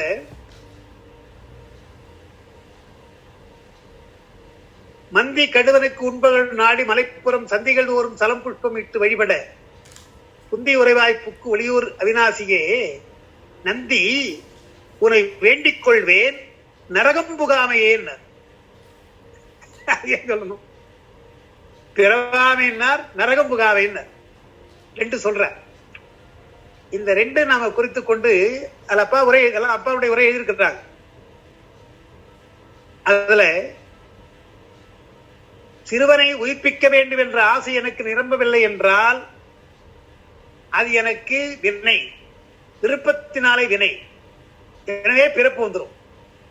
எனவே பிறவாமை வேண்டும் என கேட்கிறாய். இதை வினையாக ஆக்கக்கூடாது, வினை கணக்கில் வைக்காதீங்க. நான் விரும்புகிறேன் அல்லவா, நீங்கள் அப்படி குழந்தையை கொடுத்து விட்டால் அது உங்களுடைய திருவுருளா போயிடும். கொடுக்கவில்லை என்றால் விருப்பமா போயிடும். நான் விரும்பினேன் ஆயிடும், விருப்பம் நிறைவேறம் போயிடலாம். விருப்பம் வந்தது, அதனால் வினை வந்தது, எனவே பிறவின்னு சொல்றீங்க. அந்த கணக்கை நீங்க காட்டுவீங்க. அந்த கணக்கை எனக்கு காட்டாதீங்க. விரும்பினேன், நீங்க அதை ஏற்றுக்கொண்டு சிறுவனை உயிர்ப்பித்தால் எனக்கு பிறவாமை இல்லை, எனக்கு திருவுருளை போச்சு. திருவுருளால் வந்தது. நான் பாடின பதிகம் பாடின பெருமானை அவன் திருவுருளை அவன் எடுத்துக்கிட்டான். அந்த பொறுப்பை பெருமான் எடுத்துக்கிட்டு திருவுருளாலே பிறப்பிக்கிறான், உயிர்ப்பிக்கிறான் என்பதாலே பிறவாமை வேண்டும் அல்ல சொல்லிட்டார். அடுத்து நரகம் புகாமையினர். நரகம் புகுதல் என்று சொன்னால் அதுக்கு எழுதியிருக்கிறாங்க, அப்பா உரையில வரும்.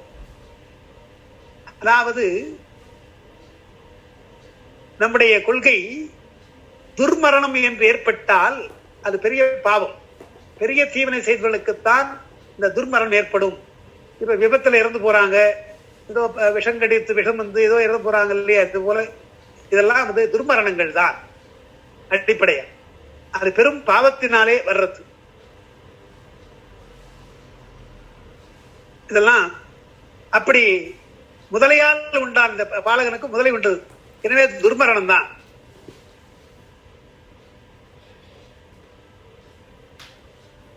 அவ என்ன சொல்றார், யார் யார் நரகம் போகணும் என்றால் இப்படி முதலையால் விழுங்கப்படுதல் போன்றவற்றால் பாவம் காரணமாக வாழ்நாள் இடைமுறையை பெற்றோர், முழுமையான வாழ்நாள் இல்லாம இடையிலேயே இறந்து போறாங்க இல்லையா, அவர்களும் சரி, புத்திரன் இல்லாதோர், ஆண் குழந்தை இல்லாதவர்கள், அப்புறம் இன்னொன்று பிறர் துன்பம் களைதல் இயலும்படி அதை செய்யாதவரும் நரகம் புகுவர் என்பது அறநூல் துணிவு.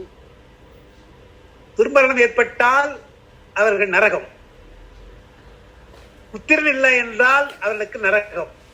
அதை விட ஒன்று, உங்களால் செய்ய முடிந்த உதவியை நீங்கள் செய்யவில்லை என்றால் உங்களுக்கு நரகம் தான். அதை சொல்றார்.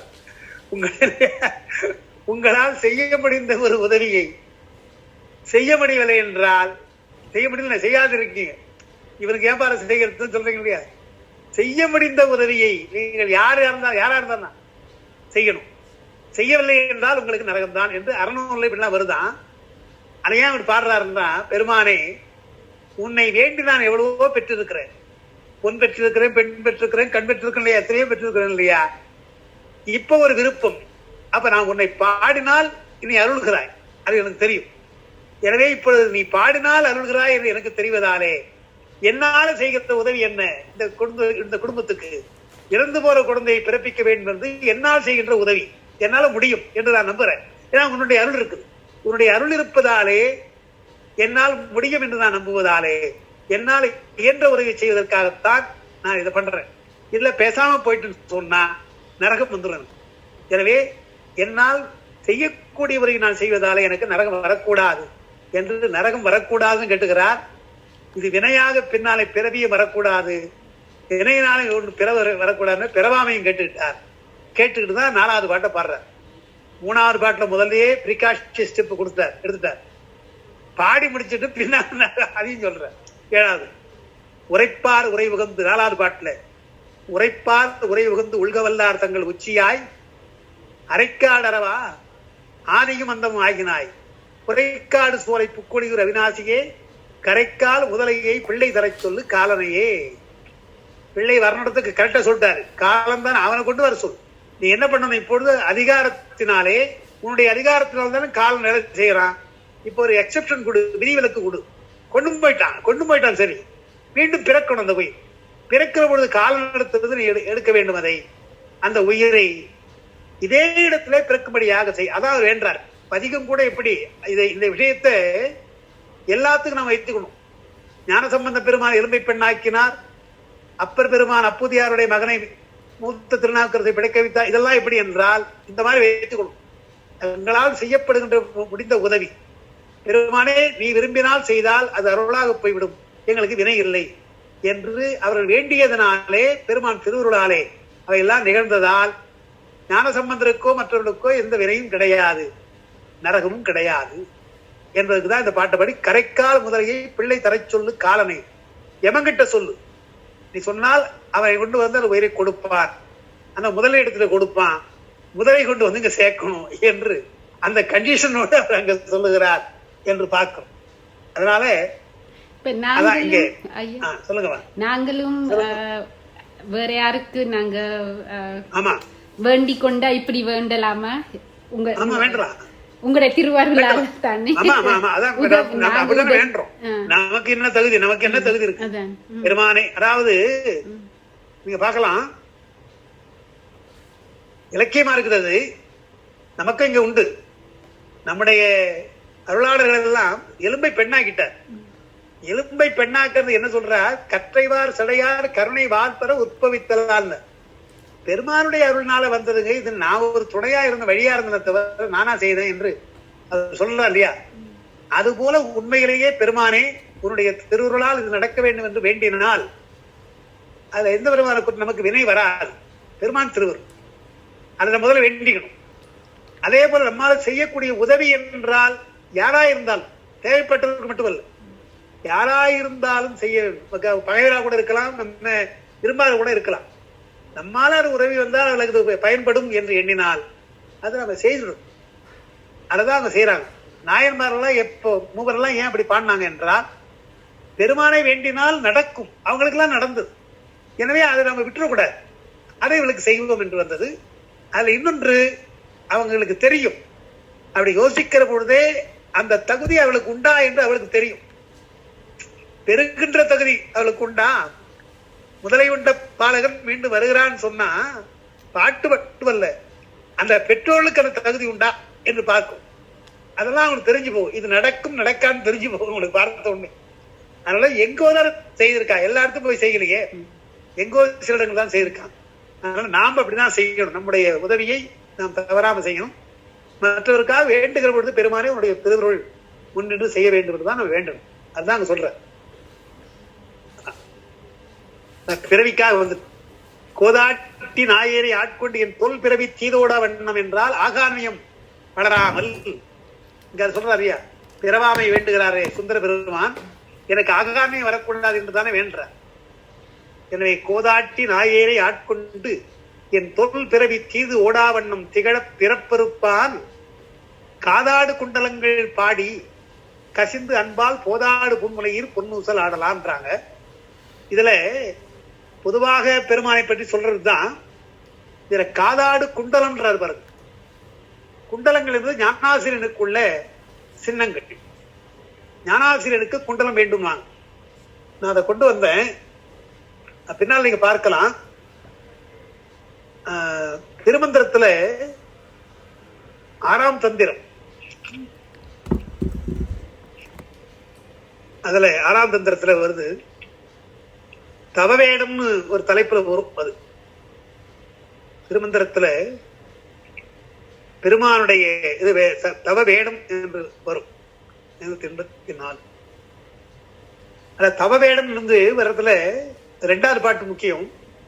பூதி அணிவது சாதனம் ஆதியில் காதணி தாம்பிர குண்டலம் கண்டிகை ஓதியவர்காம் உருத்திர சாதனம் தீதில் சிவயோகி சாதனம் தேர்லேன்னார். முதல்ல பூதியினர் விபூதியினர். ஆதியில் அணிகின்ற சாதனம் விபூதி. முதலாவதாக சின்னம் எது?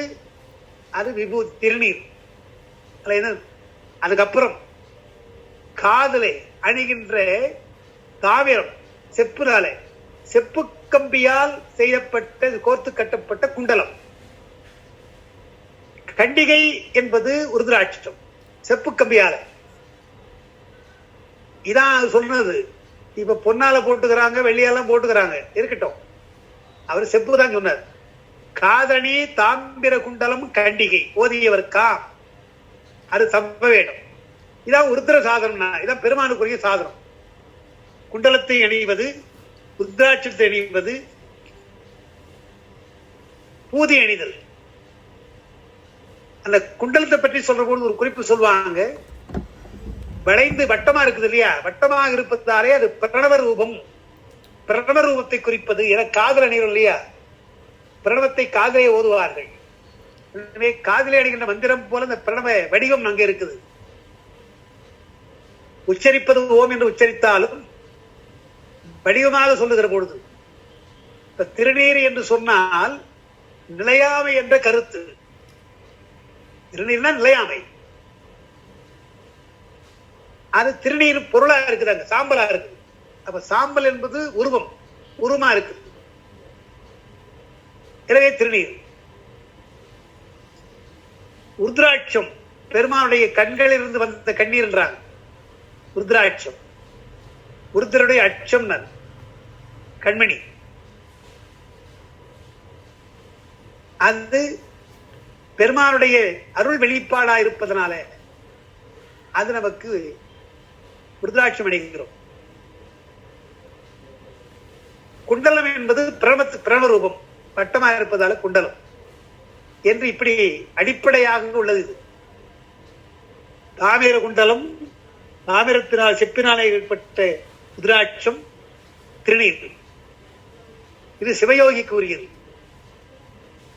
அடுத்த 4வது பாட்டில் ஒன்று சொல்ற பிறகு, காதணி குண்டலம் கண்டிகை நாதம் முன் ஊது நற்சங்கம் உயர் கட்டி கப்பரை ஓதும் இல் பாதுகம் யோகாந்த ஆதனம் ஏதும் இல் யோகவட்டம் தண்டம் ஈரைந்தே என்று 10 வகையான சின்னங்களை சொல்றார். ஞானிகளுக்கு சொல்ற பொழுது, ஞானிகளா இருக்கிற தவவேட உள்ள ஞானிகளுக்கு காதணி குண்டலம் ஒன்று, கண்டிகை இப்ப சொன்னதுதான். அப்புறம் நாதம் முன் ஓதும் சங்கம், சங்கு ஊதுதல், ஒலி உண்டாகும்படியாக வாயில வைத்து ஊதும்படியாக இருக்கின்ற திருச்சங்கு, சங்கு நமக்கு முக்கியம். அவரை உயர் கட்டின்றார். 6 கட்டின்னு சொல்லுவாங்க. குண்டலத்துல ருத்ராட்சம் போல 6 கட்டி என்று இங்க ஒரு 3 இங்க ஒரு 3 6 கட்டிடுவாங்க.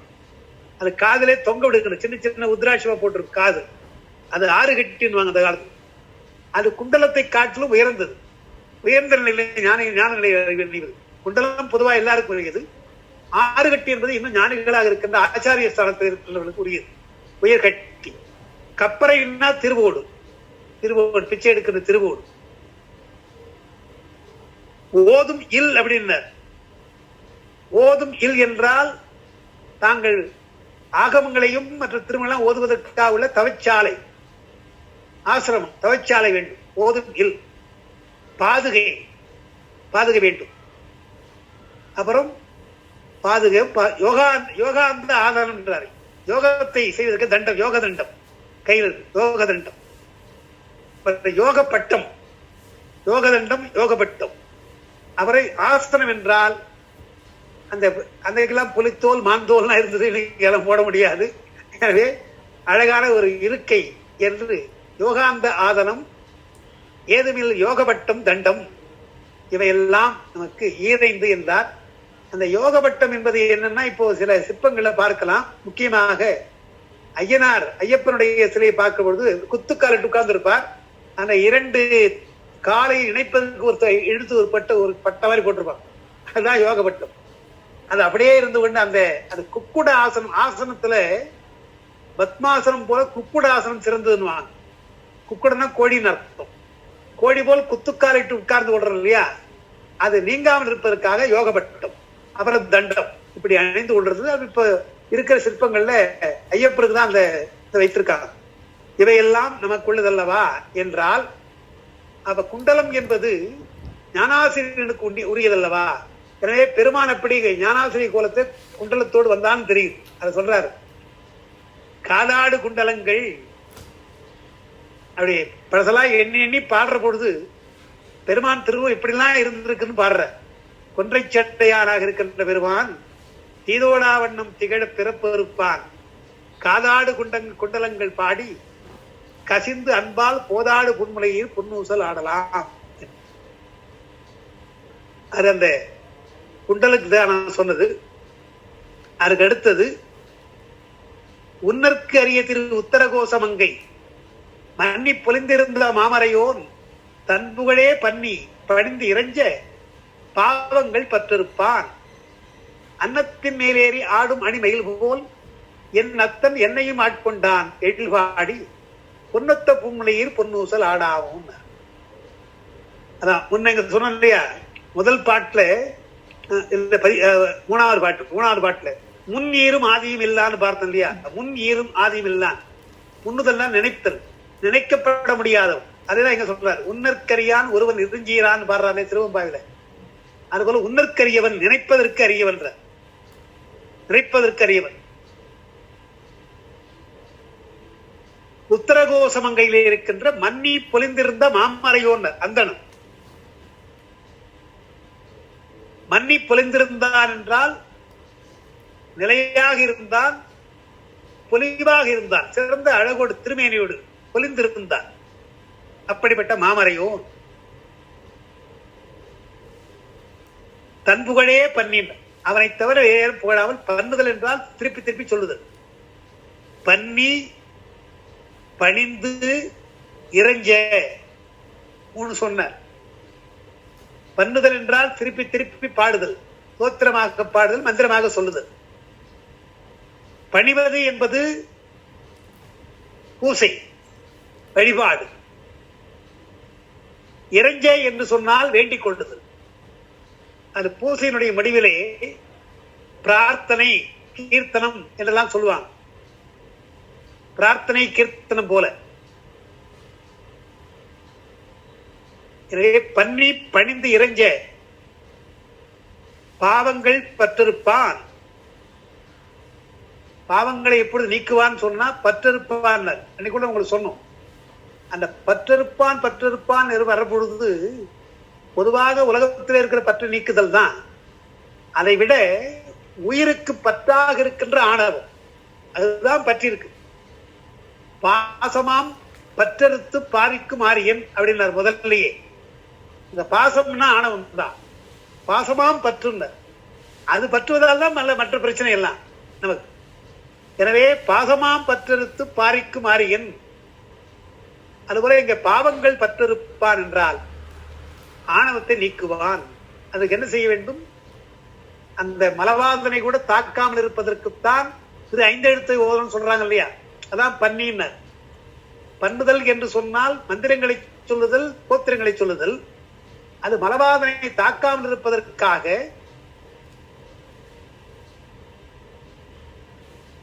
நம்முடைய மலம் வாதனை தாக்காமல் இருப்பதற்காக 5 எழுத்தை ஓதுதல். சீவர் முத்தர்களுக்கும் 5 எழுத்தை ஓத வேண்டும், கோயிலை பணிய வேண்டும் என்று சொன்னதுக்கு அதான் காரணம். நீங்க வள்ளலாறு போன்றவெல்லாம் நம்ம குறை சொல்லக்கூடாது. அவங்கெல்லாம் பெரிய பல பேர் பெரிய அதுக்கெல்லாம் அடியாள் இருக்கிறாங்க. ஒரு குறிப்பிட்ட காலத்திற்கு பின்னால் அவர் திருநீரை வேண்டாம்னு சொல்லிட்டார். அது எவ்வளவு பெரிய தவறு.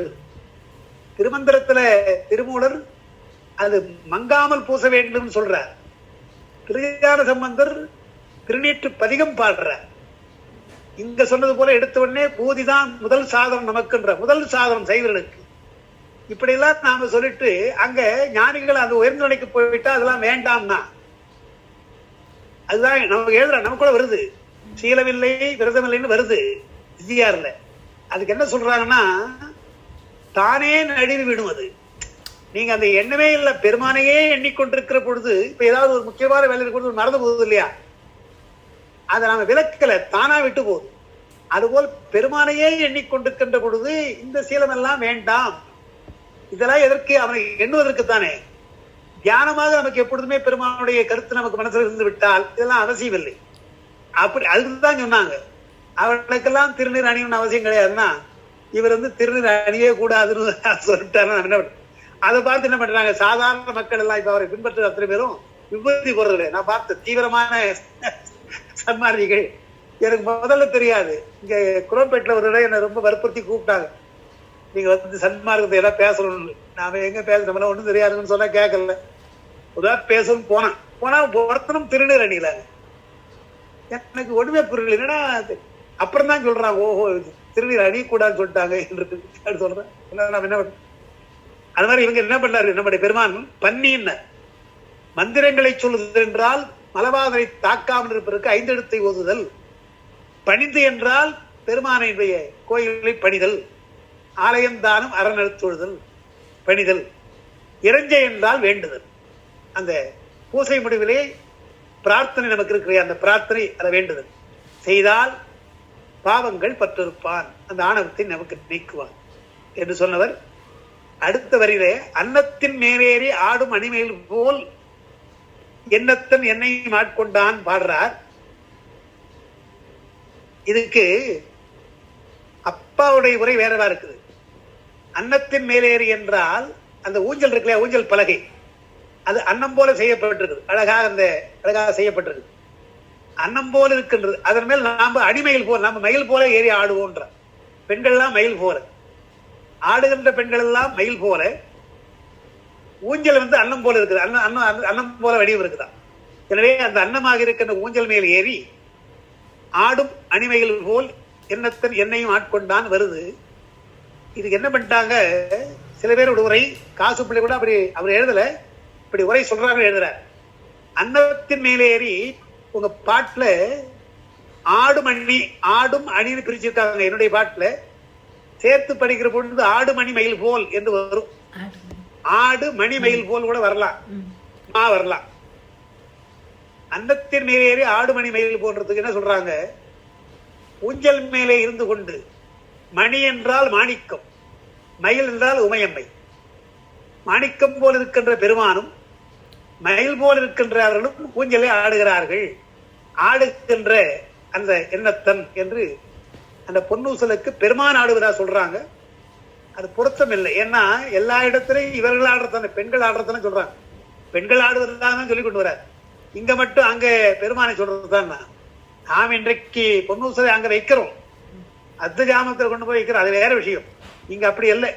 நாம் அன்னம் போல இருக்கின்ற ஊஞ்சல், அதன் மேல் நாம் மயில் போல இருந்து கொண்டு அழகாக ஆடுவோம்.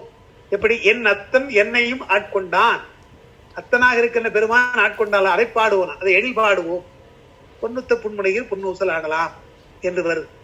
அந்த மணிமயில் போன்றதுக்கு சிவனையும் உமையமையும் சொன்னா பாட்டு அர்த்தம் பொருந்தல, சொல் பொருந்த வராது இருக்கு. எனவே அன்னம் என்றால் அன்னம் போல இருக்கின்ற ஊஞ்சல் மேல் ஏறி நாம் ஆடுகின்ற மணிமயில் போல் ஆடலாம். ஆடும் அணிமை, அணினா அழகுன்னு அர்த்தம். அணிமயில் போல் என்றால் அழகான மயில் அர்த்தம். எண்ணத்தன் என்னையும் ஆட்கொண்டான். இல்ல மணிமயில் போல் என்று சொன்னால், மணி என்று சொன்னால் மணி போன்ற நிறமுடைய நீலக்கழுத்து, மயிலுக்கு நீளமான கழுத்து, அது நீலக்கழுத்துடைய மயில் என்று அப்படி சொல்லலாம். அணி என்றால் அழகுன்னு அர்த்தம், அப்படின்னு சொல்லலாம். அதான் அந்த அன்னம், ஊஞ்சலை அன்னம் என்று சொன்னதுனால ஊஞ்சல்ல ஆடுகிற பொழுது மெல்ல அன்னம் போல மெல்ல ஆடணும். சில பேர் வேகமா அப்படி போய் அது குழந்தை விளையாட்டு, அது அல்ல. அன்னம் அது மெல்ல ஆடினால்தான் ஒரு அழகு இல்லை, அசையும். அது போல அன்னம் அன்னம் போல் இருக்கின்ற அண்ணன் நண்பர் இருக்கின்ற ஆடுகின்ற ஒன்று பொன்னொத்த புன்முலையே புன்னூசல் ஆடாமோ என்று அங்க சொல்ற. பொன்னற்கரிய திரு உத்தரகோசமங்கை திரு இருக்குங்க, அங்க திரு போட்டிருக்கு இல்லையா? பொன்னற்கரிய திரு உத்தரகோசமங்கை தானே வருது. திருதான், அதான் செல்வதான். பொன்னற்கரிய திரு, எண்ண முடியாத திருவை தருகின்றவன் என்றால் அருளை தருகிறான். இந்த செல்வங்கள் அழகெல்லாம் சாதாரணம், நினைத்து கூட பார்க்க முடியாத அளவுக்கு நினைத்து தருகிறார். காட்டாதனை எல்லாம் காட்டினார் இல்லையா? நான் அறியாதவற்றையெல்லாம் அறிவிக்கிறான் என்பது ஒரு உன்னற்கரிய திருநர். பெருமானுடைய திருவுருளை நாம் எண்ணக்கூட முடியாது, அப்படி பெருங்கருணையாக நமக்கு அருள் புரிவான் என்று சொல்ற. நினைத்ததற்கு மேற் அவன் செய்கிறான். உன்னற்கரிய திரு உத்தரகோசமங்கை மன்னி பொழிந்திருந்த மாமரையோன் தன் புகழே பன்னி பணிந்து இறைஞ்ச. அந்த மாமரையோன் சொன்னதுனால அங்க பெருமான் அந்தன கோலத்தோடு அவருக்கு அருள் புரிந்திருக்கிறான் மீண்டும் என்று தெரியும். மன்னி பொழிந்திருந்த மாமரையோன் தன் புகழே பன்னி பணிந்து இறைஞ்ச பாவங்கள் பற்றிருப்பான்.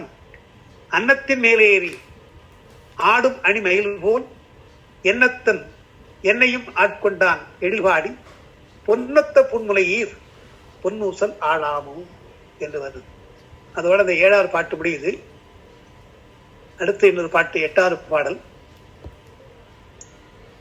கோல வரை குடுமி வந்து குவளையத்து சால அமுதுண்டு தாழ்கடல் மீது எழுந்து ஞால மிக பரிமேற்கொண்டு நம்மை ஆண்டான் சீலம் திகழும் திருவுத்தரகோசமங்கை மாலுக்கு அறியானை வாயார நாம் பாடி பூலித்து அகம் குடைந்து பொன்னூசல் ஆடாவோ. அந்த கடைசி வரியில பூலித்துன்னு வருது. பூலித்து பூரித்து தான், ரீ தான் இருக்கணும். அது எதுகைக்காக சீலம் கோலம்னு வரதுனால நீ போட்டிருக்காரு. அதை மாற்ற வேண்டியதில்லை, அதுக்கு அர்த்தம் பூரித்துன்னு அர்த்தம். பூரித்து அகம் குடைந்தோன்ற பெருமானை பற்றி எண்ணி நாம் பாடுவோம், பூரிப்போம், உள்ளம் பூரிப்போம். உள்ளம் பூரித்து அகம் குடைந்து ஆடுவோம். எப்படி வருகிறான் என்றால், கோல வரை குடுமி, உயர்ந்த கோலமாக இருக்கிற கைலாய மலை. அது எங்க இருக்கிறார்? எங்கேயோ உயரத்தில் எட்ட முடியாத உயரத்தில் இருக்கிற பெருமான். கோல வரை குடுமியில் அங்கிருந்து வந்தார், அந்த உச்சியிலிருந்து இறங்கி வருகிறார். அது பெருங்கருணை, அதுக்காக சொல்றேன். கோல வரை குடுமி வந்து அந்த உயர்ந்த மலையிலிருந்து அருவி வருது இல்லையா? உயர்ந்த மலையில இருந்தாலும் அருவி வந்து நமக்கு பயன் தருகிறது அல்லவா? இறங்கி வந்து பயன் தருது இல்லையா? அது போல பெருமான இறங்கி வருகிறான். கோலம்னா அழகுன்னு அர்த்தம். வரை குடுமி வந்து ஒரு அழகான வரை சொல்றார். குவளையத்து அமுதுண்டுன்னர். குவளையத்து அமுதுன்னர். இங்கே நில உலகிலே இருக்கின்ற அமுதுன்னர். தேவர்கள் எல்லாம் ஏதோ கடல்ல போய் அமுத தேடினார்கள். நம்முடைய பெருமான் இங்க வந்துட்டார, நம்ம கிட்ட வந்துட்டார. அடியவருடைய அமுது உண்டார், நைவேத்தியம். அது முக்கியமாக பிட்டு அமுது உண்டான். நில உலகிலே வந்து வந்தியாருடைய பிட்டை உண்டான் இல்லையா? அதான் அமுது உண்டுன்ற. அதை அமுது சாப்பிட்டான். கண்ணப்பருக்காக சாப்பிட்டது நமக்கு தெரியும். இங்கே அமுது உண்டார்னு தெரியும். பிட்டுக்காக வெண் சுமந்தார் என்று தெரியும். அறிவாட்டாயர் புராணத்துல அந்த மாவடுவை கடகடன்னு கடிச்சாருன்னு தெரியுது. அதனால அடியார்களுடைய அமுதையெல்லாம் அவன் சாப்பிடுறான் என்றால், தேவர்கள் எல்லாம் நஞ்சு கொடுத்தாங்க சாப்பிடறதுக்கு, அடியார்கள் தான் அமுதம் கொடுக்கிறாங்க என்ற. நாம தான் நைவேத்தியம் கொடுவோம். கோல வரை குடுமி வந்து குவளையத்து சால அமுதுண்டு. இங்கே இருந்து கொண்டு, நிலவுலையே இருந்து கொண்டு வந்தி தந்த அந்த தரும் பிட்டனை சாப்பிட்டார். அப்புறம் தாழ்கடல் மீது எழுந்துனார். கடல்ல வலை வீசினார். மீன் வலை வீசும் காணவன் என்று பாடுறான் இல்லையா? அந்த வலை வீசி வலைஞனாக வந்தார். மலையிலே இருந்தவர் கடலுக்கு வந்துட்டார். மலை எங்க கடலுக்கு வந்தார். இறங்கி வந்தார். தாழ்கடல் மீது எழுந்து கட்டுமரத்திலே வலைஞனாக சென்றார். அந்த வலை வீசி பிடிப்பதற்காக. அதுக்கப்புறம் பரிமேல் கொண்டு வந்தார். அடுத்து நமக்காக பரிமேல் கொண்டான் குதிரை. அப்ப எவ்வளவுதான் என்னென்ன செய்திருக்கிறான். கைலாயத்திலிருந்து இறங்கி வந்தான், குவலயத்திலே அடியார்கள் தருகின்ற அமுது உண்டான், கடலிலே சென்று மீன் வலை வீசினான், மிக பரிமேல் கொண்டான், குதிரை வாணிகனாக எனக்காக வந்து நம்மை ஆண்டான். அப்ப ஞானத்திலே மிக பரிமேற்கொண்டு நம்மை ஆண்டான். பரிமேற்கொண்டு நம்மை ஆண்டான் என்பதால பரிமேல் அழகர் என்ற வார்த்தை நல்ல வார்த்தை, அது பெருமானுக்குரிய வார்த்தை. பரிமேல் அழகர், திருக்குறளுக்கு உரை எழுதிய பரிமேல் அழகர். பரிமேல் அழகன் என்பது அவருதான்.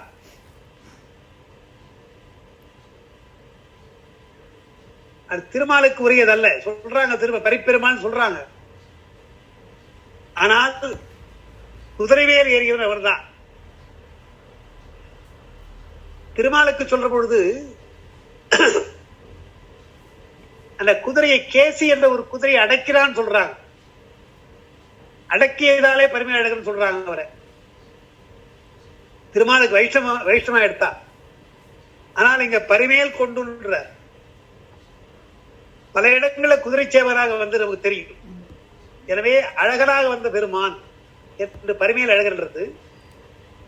நாம் சொல்ற திருக்குறள் இருக்கிற உரை எழுதிய பரிமேல் அழகர் வைஷ்ணவர். வைஷ்ணவராக இருந்தாலும் சைவ பெயர் வைக்கலாம். சைவர்கள் எப்படி வைஷ்ணவ பெயர் வைத்தாங்க இல்லையா? நமக்கு புருஷோத்தம நம்பி பார்க்கிறோம், நரசிங்க முனையரையர் நாம் பார்க்கிறோம் இல்லையா? சேக்கிழாருக்கே ராமதேவன் தான் பெயர், ராமதேவன் தான் அவர் இயற்பெயர். அப்படி வைஷ்ணவம் சார்ந்து வைக்கிறோம் இல்லையா? அதுபோல பரிமேல் அழகர் என்பது பெருமானுக்கு உரியது என்று பார்த்தோம்.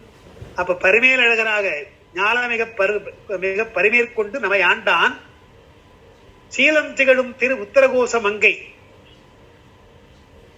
சீலம் திகழ்ந்தார். பொதுவாக எல்லா வகையான நல்லொழுக்கம் ஒழுகுகின்றன்னு அர்த்தம். இங்கே பொதுவா சீலம் என்றால் ஒழுக்கம் தான் பொதுவா சொல்றது. பெருமானுக்கு சொல்ற பொழுது ஒவ்வொரு வகையான இயல்புன்னு அர்த்தம். சீலம் என்றால் இயல்பு தான். எப்படி பிட்டுக்கு மண் சுமந்தது அது ஒரு இயல்பு, கூலிக்கு ஆளாக வந்தான் அது ஒரு இயல்பு, மீன் வலை வீசினான் அது ஒரு இயல்பு, பரிமேல் கொண்டான் அது ஒரு இயல்பு. எனவே ஒவ்வொரு வகையான இயல்பு.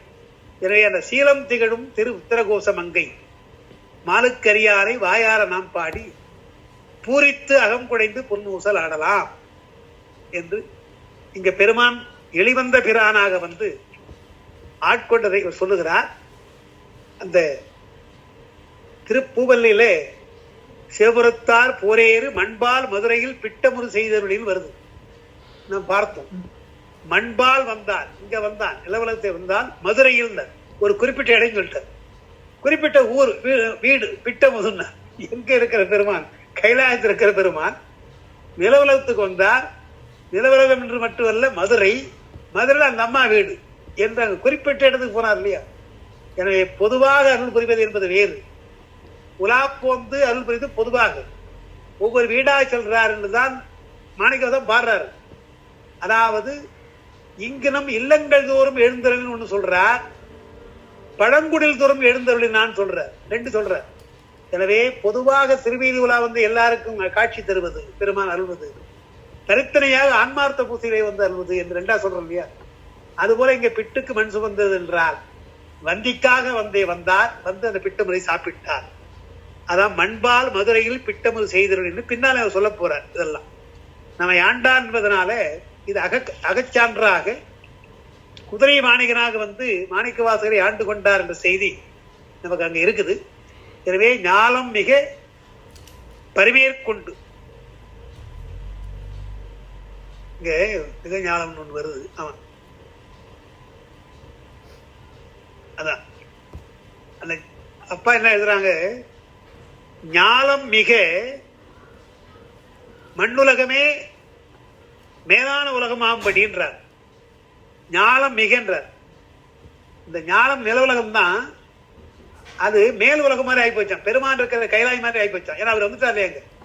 அதனால ஞானமே விசும்பாக, ஞானமே கைலாயமாக மாறியது, கைலாய காட்சி. ஞானம் மிக, அதுக்கு அந்த அர்த்தத்துக்கு நில உலகம்தான் ஆனா அது தேவலோகம் மாறி சொல்றோம் இல்லையா, அதுபோல பெருமான் வந்ததால சிவலோகமாக மாறியது. ஞானமே மிகும்படியாக இங்க இருக்கிற உலகமே மண்ணுலகமே பின்னுலகமாக மாறியது போல என்று வைத்துக்கோ. அதாவது அவன் இருக்கிற இடமெல்லாம் கைலாயம் தானே.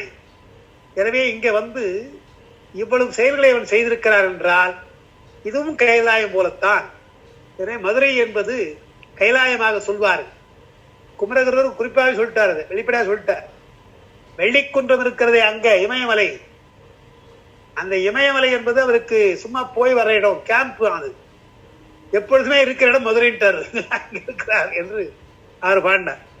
எனவே ஞானம் மிக என்றால் நிலவுலகம் மிகும்படியாக இலக்கியங்கள் அப்படி வரும். ராமாயணத்துல ராமன் மனிதனாக பிறந்தார், மானுடாக பிறந்தார்.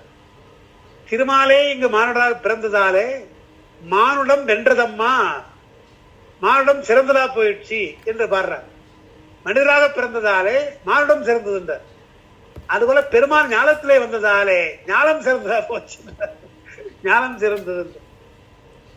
அதனால்தான் அந்த சிவஞான சித்தியால பாடுற பாட்டுல நான்மறை பயிலா நாட்டில் விரவுதல் ஒழிந்திருந்தார். அங்கெல்லாம் போயிடாதீங்க, அமெரிக்காவில் போய் பெருமா வந்ததாக இல்லை, லண்டன்ல வந்ததா இல்லை, தமிழ்நாட்டில் தான் வந்தார் என்று சொல்லி இது இங்க பெருமான் இங்கே வந்தார் அல்லவா என்று இந்த ஞானத்தை மிகவாக ஆக்கினார் என்று சொல்றோம். ஞானம் மிக பரிமேற்கொண்டு நம்மை ஆண்ட பிரான்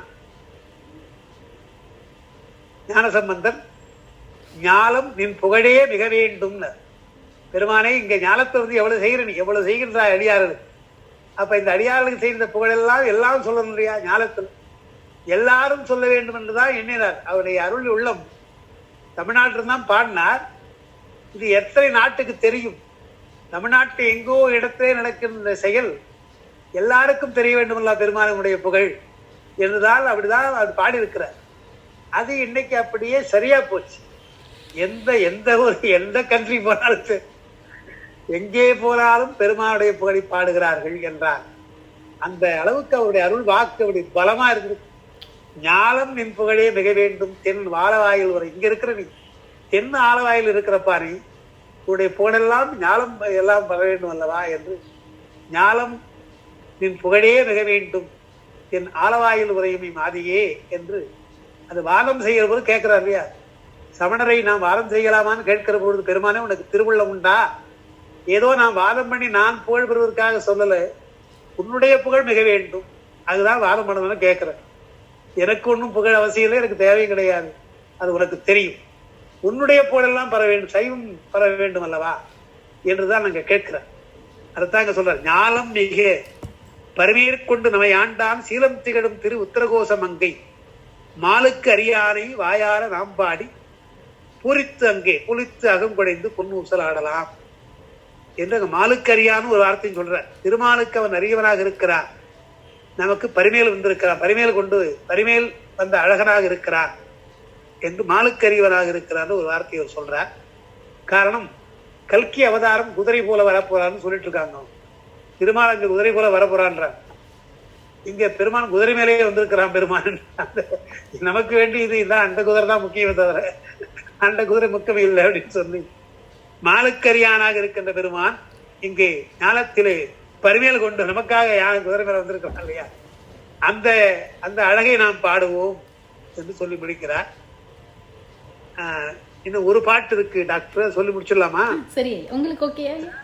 இல்ல பரவாயில்ல, இது ஒரு பாட்டு இது முடிச்சிடலாம். தெங்குலவு சோலை திரு உத்தரகோசமங்கை தங்குலவு சோலை தனியுருவம் வந்தருளி. அதை மட்டும் அண்டர்லைன் பண்ணுங்க. சோதி தனியுருவன்ற பிறகு சோதி உருவமாக வந்தான் இலிங்க வடிவம், இலிங்க வடிவமாக அந்த உத்தரகோசமங்கையிலே சோதி காட்டினான்ற. அப்ப இலிங்கத்துல பெருமானுடைய அருள் திருமையினை காட்டியிருக்கிறான் பெருமான். எனவே சோதி தனி உருவம் வந்தருளின. உத்தரகோசமங்கையிலே சோதி தனி உருவம்ன்ற இலிங்க வடிவம் அப்படி ஆட்கொண்டான்ற. பெருமானை போய் வழிபட்டு இருப்பார் அங்க இலிங்கத்துல. வழிபடுகிற பொழுது திருமேனி வேண்டும்னா அங்கே இலிங்கத்துல அவர் காட்டுறார். அது என்ன காட்டுறது? சோதியா காட்டிருக்கிறார். சோதியா காட்டிருக்கிறார், அவருடைய திருமேனியும் காட்டிருக்கிறார். அதான் சோதின்றார். சோதி தனி உருவம்ன்ற சோதி உருவமாக வந்தான் அப்படின்ற ஆட்கொள்வதற்காக. அந்த அடிமடி தேடுகின்றவர்கள் தேடி பார்த்து முடியாமல் பெருமானை வழிபடுகிற பொழுது இங்கே என்று இலிங்கத்தில் தோன்றினான் வருது பாருங்க. அந்த இலிங்கம் என்பதுதான் நம்முடைய இருப்பிடமாக நம்ம சொல்றோம்.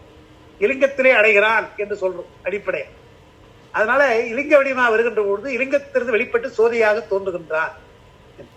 தெங்குலவு சோலை, தெங்குன தென்னை மரம், தென்னை மரங்கள் எல்லாம் நிரம்பி இருக்கின்ற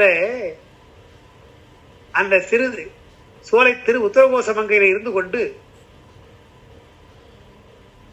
சோலை திரு உத்தரகோசமங்கை தங்கு உலவு சோதி தனி உருவம் வந்து அருளுகின்ற எங்கள் பிறப்பறுத்திட்டு எந்தரமும் ஆட்கொள்வான் பங்குலவு கோதையும் தானும் பணிகொண்ட கொங்குலவு கொன்றை செடையான் குணம் பரவி பொங்குலவு புன்முனையில் பொன்னூசல் ஆடாமோ அப்படின்னு என்னென்ன சொல்றார். அப்பாவுடைய உரையில் எழுதுறாங்க, உத்தரகோசமங்கையில் தானே போய் பெருமானை கேட்டார். பெருமானை எனக்கு நீத்தல் விண்ணப்பம் தானே பாடுற, நீத்தல் விண்ணப்பம் பாடுற பொழுது என்னை மறந்துருவையா என்னை விட்டுருவையான்னு பாடுற. பாட்டு என்ன சொல்றார், ஒரு வேண்டுகோளாக உன்னுடைய திருவேனை எனக்கு காட்ட மாட்டாயா என்று இலிங்கத்து முன்னர் தான் பாடினார். இலிங்கத்து முன்னரை பாடுகிற பொழுது அந்த ஆசிரியர் கோலத்தை காட்டியிருக்கிறார் அங்க. அதை இப்ப என்ன இங்க பாடுறாரு. இங்கு இந்த இலிங்கத்தில் தான் சோதியாக காட்டுகின்ற பெருமான் தான் எனக்கு அங்கே திருமேனியை காட்டினான், ஆசிரியர் திருமேனியை காட்டினான் என்று பொங்கு தங்குலவு சோதி தனி உருவம் வந்தருடையினர். எல்லாருக்கும் இலிங்கமூர்த்தியாக இருக்கிற பெருமான் உத்தரகோசமங்கையில உருவத் திருமேனியாகவே ஞானாசிரியனாக பார்த்தேன் அப்படின்னு. அதுதான் சோதி தனி உருவம்னு சொல்ற. தனியாக என்னிடத்திலே வந்து அருள் செய்தான், அவ்வுருவமாக வந்து என்னை பணிகொண்டான். இப்ப நாம் பார்க்கிற பொழுது அந்த இலிங்கத்தை பார்க்கிற பொழுது அவருடைய திருமேனி தான் எனக்கு தெரிகிறதுன்ற. அப்ப தெங்குலவு சோலை திரு உத்தரகோசமங்கை தங்கு உலவு சோதி தனி உருவம் வந்து அருளி உத்தரகோசமங்கையிலே இலிங்கமூர்த்தியாக எழுந்திருக்க பெருமான் எனக்காக தனி உருவத்தோடு வந்தான், ஆசிரியனாக எனக்கு தான் வந்தான். அப்படிப்பட்டு வந்தவன் எங்கள் பிறப்பறுத்திட்டு எந்தரமும் ஆட்கொள்வானா. எந்தரம்னா என்னை போன்றவர்களே அர்த்தம். நான் ஒரு தரமானவனா, தரம் இல்லாதவன். எந்தரமும் என்னையும் ஆட்கொண்டான், எம்போல்வாரையும் ஆட்கொண்டான். ஆட்கொண்டு பங்கு உலவுகின்ற பங்கு பாகத்திலே இருக்கின்ற கோதை பெண் கோதையும் தானும் பணிகொண்டு இருவருமாக என்னை பணிகொண்டார்கள். என்னை ஆட்கொள்வதற்காக அம்மையப்பராக வந்தார்கள். பங்குலவு கோதையும் தானும் வந்தார். அப்போ உத்தரகோசமங்கையிலே கருவறையிலே இருக்கின்ற இலிங்கமூர்த்தி அவர் இலிங்கத்தை வேண்டியதாலே திருவேணியாக வந்திருக்கிறான். அங்கே ஆசிரிய திருவேணியாக ஆச்சாரிய குலத்தோடு ஆட்கொள்ளுகிற பொழுது அம்மையப்பராக என்று ஆட்கொள்கிறான் என்று கோதையும் தானும் படிகொண்ட குங்குலவு கொன்றை சடையான் குணம் பரவி குங்குலவு புன்முனையில் பொன்னூசல் ஆடலாம் என்று பெண்களே எனக்கு அப்படி அருள் புரிந்திருக்கிறான். இலிங்க வடிவாக சோதியாகவும் வருவான், திருமேனியாகவும் வருவான். அவளையெல்லாம் நாம் பாடுவோம் என்று இதுல உத்தரகோசமங்கையில பாடிய இந்த பாடல்கள்ல தன்னுடைய அனுபவமாக பலவற்றை சொல்றார். திருநீறு கொடுத்தான் என்ற ஒரு விஷயம் மிக முக்கியமான ஒரு விஷயம், அதை சொல்லுகிறார் பார்க்கிறோம். பிறவி நீங்குவதற்காக எனக்கு முற்றிலுமாக அருள் புரிந்திருக்கிறான் என்று பிறப்பறுத்திருக்கிறான் என்றெல்லாம் சொல்லி இங்கே கைலாயத்திலிருந்து வந்தவன் எனக்காக பரிமேற்கொண்டான் என்பது பிட்டுக்கு மண் சுமந்தான் என்பது போன்ற எளிய அருட்செயல்கள் எல்லாம் அவர் சொல்லி இங்க மகிழ்கிறார். அதெல்லாம் இதெல்லாம் பூரித்து அகங்குடைந்தெல்லாம் அவருக்கு தான். பொதுவாக பெண்கள் மேல வைத்து பாடினாலும் இதெல்லாம் பாடுகிற பொழுது என்னுடைய உள்ளம் பூரிக்கிறது, அகங்குடை அப்படிதான் அதுக்கு அர்த்தம். பெண்கள் மேல பற்றி பாடுறவர் அவர்தானே. எனவே பூரித்து அகங்குடைந்து பொன்னூசல் ஆடலாம். காதாடு குண்டலங்கள் பாடி கசிந்துன்ற காதாடு குண்டலங்கள்னால் பெருமான இருந்தாலும் ஆச்சாரிய திருமணி வந்து நினைத்த உடனே கண்கள் கண்ணி வருதான். பாடி கசிந்து அன்பால் பாடுவோம் என்று இப்படிலாம் நிறைய இடங்கள்ல அவர் தன்னுடைய அனுபவத்தை எப்படித்தான் பாடுறாரு தவிர இது பெண்கள் மேல வைத்து பாடுகிறார் என்பதுதான். பெண்கள் மேல வைத்து பாடுகிறார், ஆனால் தன்னுடைய அனுபவமாக அங்கே கசிந்து தான் இதை பாடியிருக்கிறார் என்று நாம் அதோட அந்த பாடலை நிறைவு செய்வோம். மீண்டும் அந்த முதல் பாடலை பாடுவோம். சீரார் பவளங்கால் முத்தம் கயிறாக ஏறாரும் பொற்பலகை ஏறி இனிது அமர்ந்து நாராயணன் அறியா நான் மலர்த்தால் நாயடியேற்கு ஊராகத் தந்தருடும் உத்தரகோசமங்கை ஆரா அமுதின் அருள்தாள் இணைபாடி போரார்வேர் கண்மடவீர் பொன்னூசல் ஆடாமோ என்று ஸ்தம்பரம் அருமையான சிந்தித்தோம். இப்படி அருமையான வார்த்தை சிந்திப்பதற்கு திருவள்ளுவர் நமக்கு கூட்டி இருக்கிறது. அதை எண்ணி நாம் மகிழ்வோம், வணங்குவோம்.